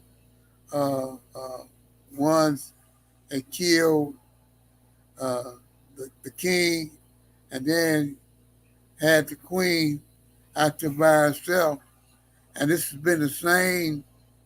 Uh, uh, we want to call it atrocity for the last 6,000-7,000 years, and it hasn't changed.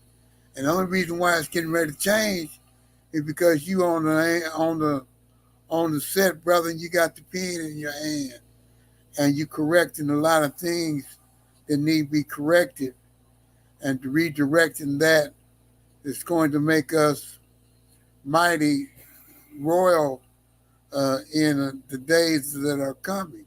And so this is definitely a much needed class, and to the extent that we open up these doors, it's open up the gate to heaven as well, and move our Father's table, and let us be the ones of endurance as we stay at the table, being gracious and humble in our needs of everything that we have need of at this hour. Allah will not deprive us or deny us what we need. He knows what we need, and we got it coming. So just be patient, and much love to you, Shaikh, for always putting that fire out there and the water. He's saying it takes one to go through the fire in order to understand what the fire is. Praise Allah. Thank you. Islam, we caught that demonstration out the ether, Sheik. Gratitude for that alley-oop. Islamism without the schism.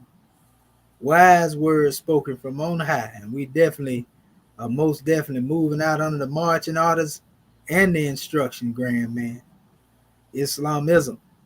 I want to give honors to Act 1, the Moorish American government, because that's what we here to teach our people. We got to educate them. Prophet Noble Drew Ali say, teach them their nationality and their divine creed. That's Act 6, family. That's what we here to do. Islam. He didn't teach us to be religious fanatics. He said teach them their divine creed. That's what we call it. Islam. All right. So, well, let us go to the rest of the scribes. Islam. Islam. Islam, Sister Curta Bay.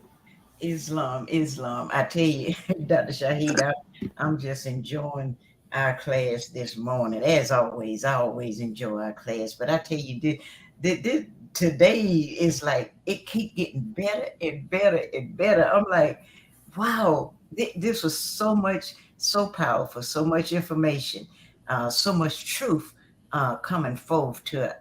All I can say is always keep an open mind. I'm talking to my family out there who in Facebook and stuff. Always keep an open mind, family, and ask the great God Allah to take the scales off of your eyes so you can see. Ask Him to unstop your ears so you can hear. And when you and when I listen at, because I on my journey here to this government, when I was in the conscious movement, I don't recognize some of the people who are on the scene now, because when I was in the conscious movement, Dr. Walter Williams, I mean, I had a bunch of his books, so he was like my mentors and people like that. And so we didn't accept what the Europeans say. We was just like what we are. But it's almost like, as Allah, it's almost like He shielded me from certain things so that I wouldn't get confused, because He knew where He had me to. He was taking me to. He was bringing me here to this Moorish American government. And it's almost like He shielded me from certain individuals who would kind of get, what they doing now out there, tricking our people, taking our people's money and stuff of this nature. And so be aware, family. But being here in this Moorish American government, I'm learning a lot. And I challenge you to we putting it out there. Documentation beat conversation. Like I say, you always keep an open mind. And you have seen, these people rape your ancestors. These people run tests on us, and Tuskegee gave us different types of diseases and stuff. Do you actually think that they gonna tell you the truth at any time so you can get power to overrule them? I mean, come on, family. I mean, if I wanted to rule you, you think I'm gonna show you how to overpower me? I mean, come on, just think about it. If you got me as a slave, well, you want to keep me as a slave, you ain't gonna tell me nothing that's gonna help me to overpower you and you become free. I mean, it don't take rocket science to figure this thing out. And then Dr. Shaheed, when you oh man, when you showed us that word, now I know what parentheses mean, but it was over with when you showed up, pull up that definition and read to us what the definition of parentheses mean. Man, when you did that, it was over. It was over for me. I was like, okay, I'm done. You can stick a fork in me. I'm done. That was so powerful. And again, family, keep tuning in. Do your research. Come with an open mind. Come wanting to learn. Ask the great God to give you that zeal to want to learn. And when you ask that question, because that's what I did. The reason I'm here in this class now, because I asked a long time ago, I want to know the truth. Tell Him to show you the truth. And we're giving you the truth, and you'll be able to accept it. And be careful what you ask for, because when He start getting it to you, don't run, just accept it. Gratitude, God, man. That's all I have to say. Yeah, as you can see, when I get excited, I just get to stammering, and I just love it. I love truth. I love our people, and I want to see our people set free, like I was set free. I was in y'all same position. I was in the same position y'all was. I was just like y'all. I believe like y'all did. But now that I know the truth, I want everybody to know the truth. Gratitude, God, man, for letting me share. Peace and love. Well, gratitude and peace and love to you as well, Sister Curta Bay. Yeah, that did it, man. I mean, and it's simple. Like, they done basically saying, it's crazy how they make Champollion decipher through his methodology, it's all based on parentheses, fallacies. That's crazy. But it's the truth, though. Islam. Well, all right. We got our other two scribes, Brother Marvin Edwards Bay and Brother Bati Bay. What have y'all to say before we take this thing on up into the elevation of third heaven? Islam, Islam, Islam. Praise Islam. Allah, previously given. And, this is one thing that, I was always fascinated with, even as a child, is how to reduce something till its simplest form. And looking at this, all the jargon that was placed to hide us from us, all the things they had, it was a what they call, I can't say a good plan, but what they did, that they had, all the things they had to go through, all the countries that they had to get involved, all the systems that they had to put in place.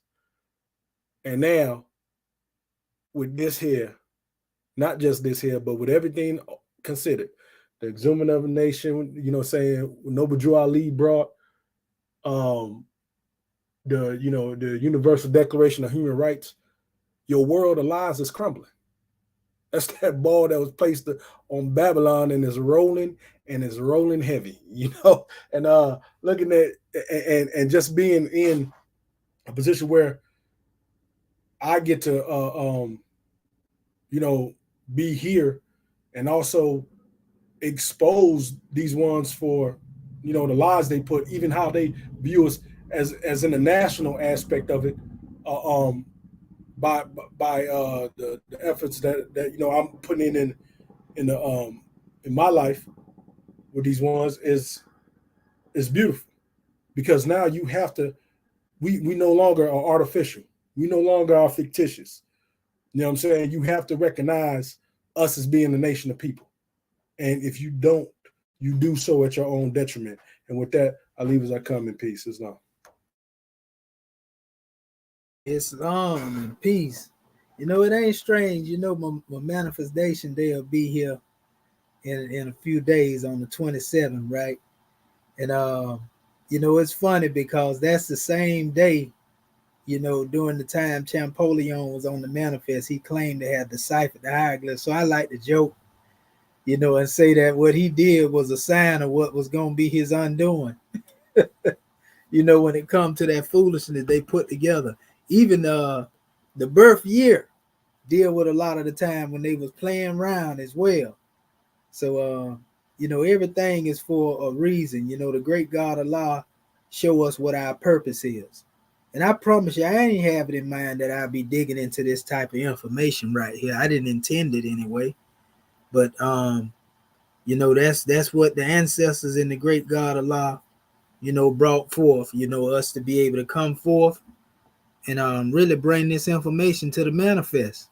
And so all of us have to do the same thing. We got to find ourselves in the records, so to speak, in the sacred records, and come forth with our talents, because we the return of the ancient ones.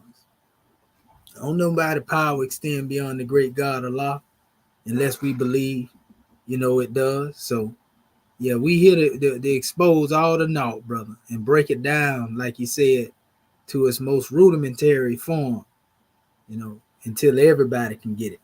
You got to be able to speak the language of many different ages, that's for sure. Islam. Well, all right, Brother Marvin Nathaniel Edwards Bay, you there, grand man? You been quiet. Islam, grand man. What going on with you, man? You on that 9.3 frequency? 9.63? I gather. Yeah, so this is Dr. Marvin Edwards Bay out of the Texas territory. Rising, giving all praise to the great God Allah, giving highest honors to his prophet, our prophet, Noble Drew Ali, Al-Haj Sharif Abdullah. Give honors to our theocratic government, our Moorish American government. Give honors to our Act 1. I give high honor to all of our officials. I give high honors to this class, our E.A.R.S class, as well as I give honors to the host and instructor, Dr. Shat Demotic for hosting and instructing this most powerful class. I give honor to all those on the panel, and I give all honor to all those that are in the audience, so to speak, as well as I give honor to everything that is Moorish, our flag, our seal, our emblem, our divine constitution, Holy Quran, Book of Holy, our 101, 102, like Zooming of a Nation, all of our divine revelation, I give honor.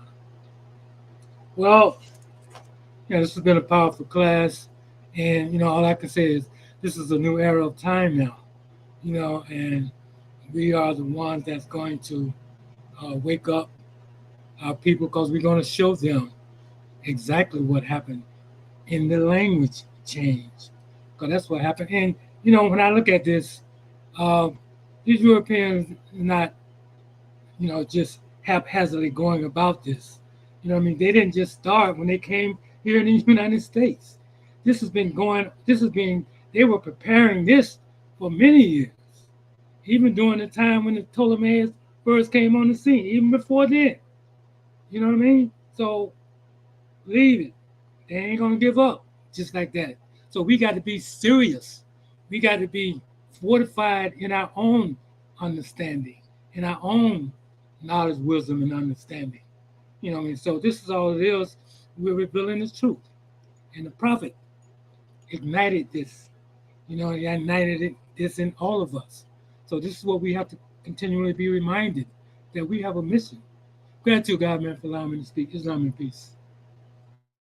And Islamism, I'm glad you said that way, brother, because, it goes all the way back to the time when they were known as the Ammu, coming out of Lower Kemet, and basically settling upon that special portion of the Nile, and then they became known as the Hikakasu, and then next thing you had your Alexanders coming in there, your Ptolemaic demonstration during that 33rd dynasty, 330 BC, all that type of measure, and when you understand that you're dealing with that concept, then you understand why they made, in their secret society, 33 degrees what it was, because the last native Egyptian again came 360 BC.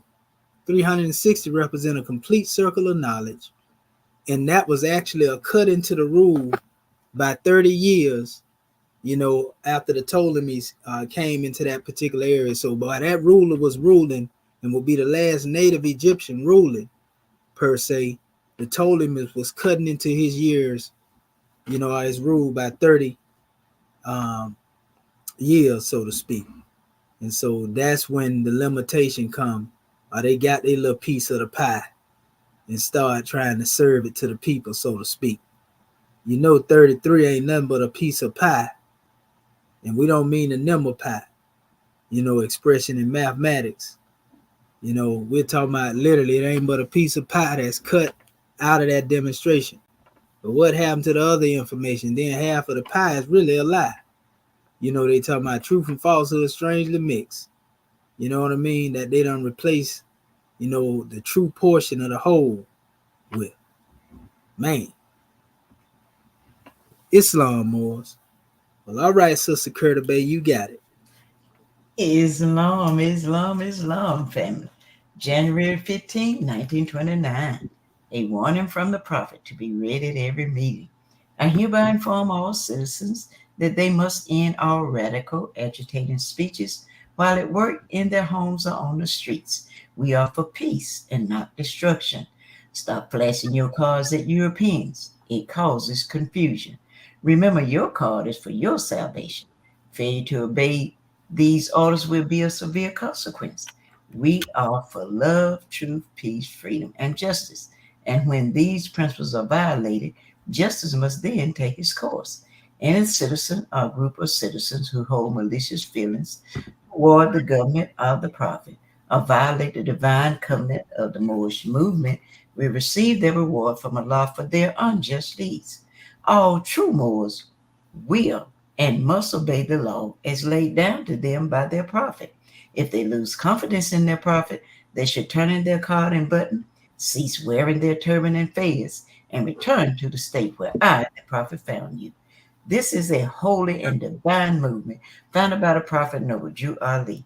And if the prophet is not right, the government is not right. The prophet, therefore, is sending out the divine plea to all Moorish Americans that they do their part in protecting their prophet and the government. This is an everlasting movement founded by the prophet through the will of Allah to redeem his people from their sinful ways by the order of prophet Noble Jew Ali. A holy covenant of the Asiatic nations. Ye are the children of one father, provided for by his care, and the breast of one mother have given you suck. Let the bonds of affection therefore unite thee with thy brother, that peace and happiness may dwell in thy father's house. And when ye separate in the world, remember the relation that bindeth you to love and unity, and prefer not a stranger before thy own blood. If thy brother is in adversity, assist him.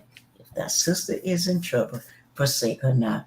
So shall the fortunes of thy father contribute to the support of his whole race, and his care be continued to you all in your love to each other. Islam, Islam, Islam. This meeting is officially adjourned according to Act 2. Love, truth, peace, freedom, and justice. Go in peace, family. Great class, Dr. Shaheed. Great class. Islam, Islamism without the schism. Islam. Great class, Dr. Shaheed. Gratitude, family. Gratitude. Love to the scribes. Great class. Thank you, Great family. measures. Oh man, we can't wait for this work right here. I said fireball. Islamism without the schism. That's right. Get them on up out of there. Get them out of there. That's right. Oh man. Yeah, we love you, Moors, for all of your pure thoughts and your peace and your love. And we'll see y'all in Sunday school. Praise Islam. Lord. Love you too. Islam. Love you too. Islam. Love you as well. Islam, family. Peace and love. Islam family. Peace and love. Peace and love. Gratitude. All right. Want to honor our family out there too in social media. Brother Gamma Bay, we give honor to your born dog. Brother Noble Brian L. And Butt Naked Truth, we give honor to you too. Peace and love, family, and we'll see y'all in the next session. We love you.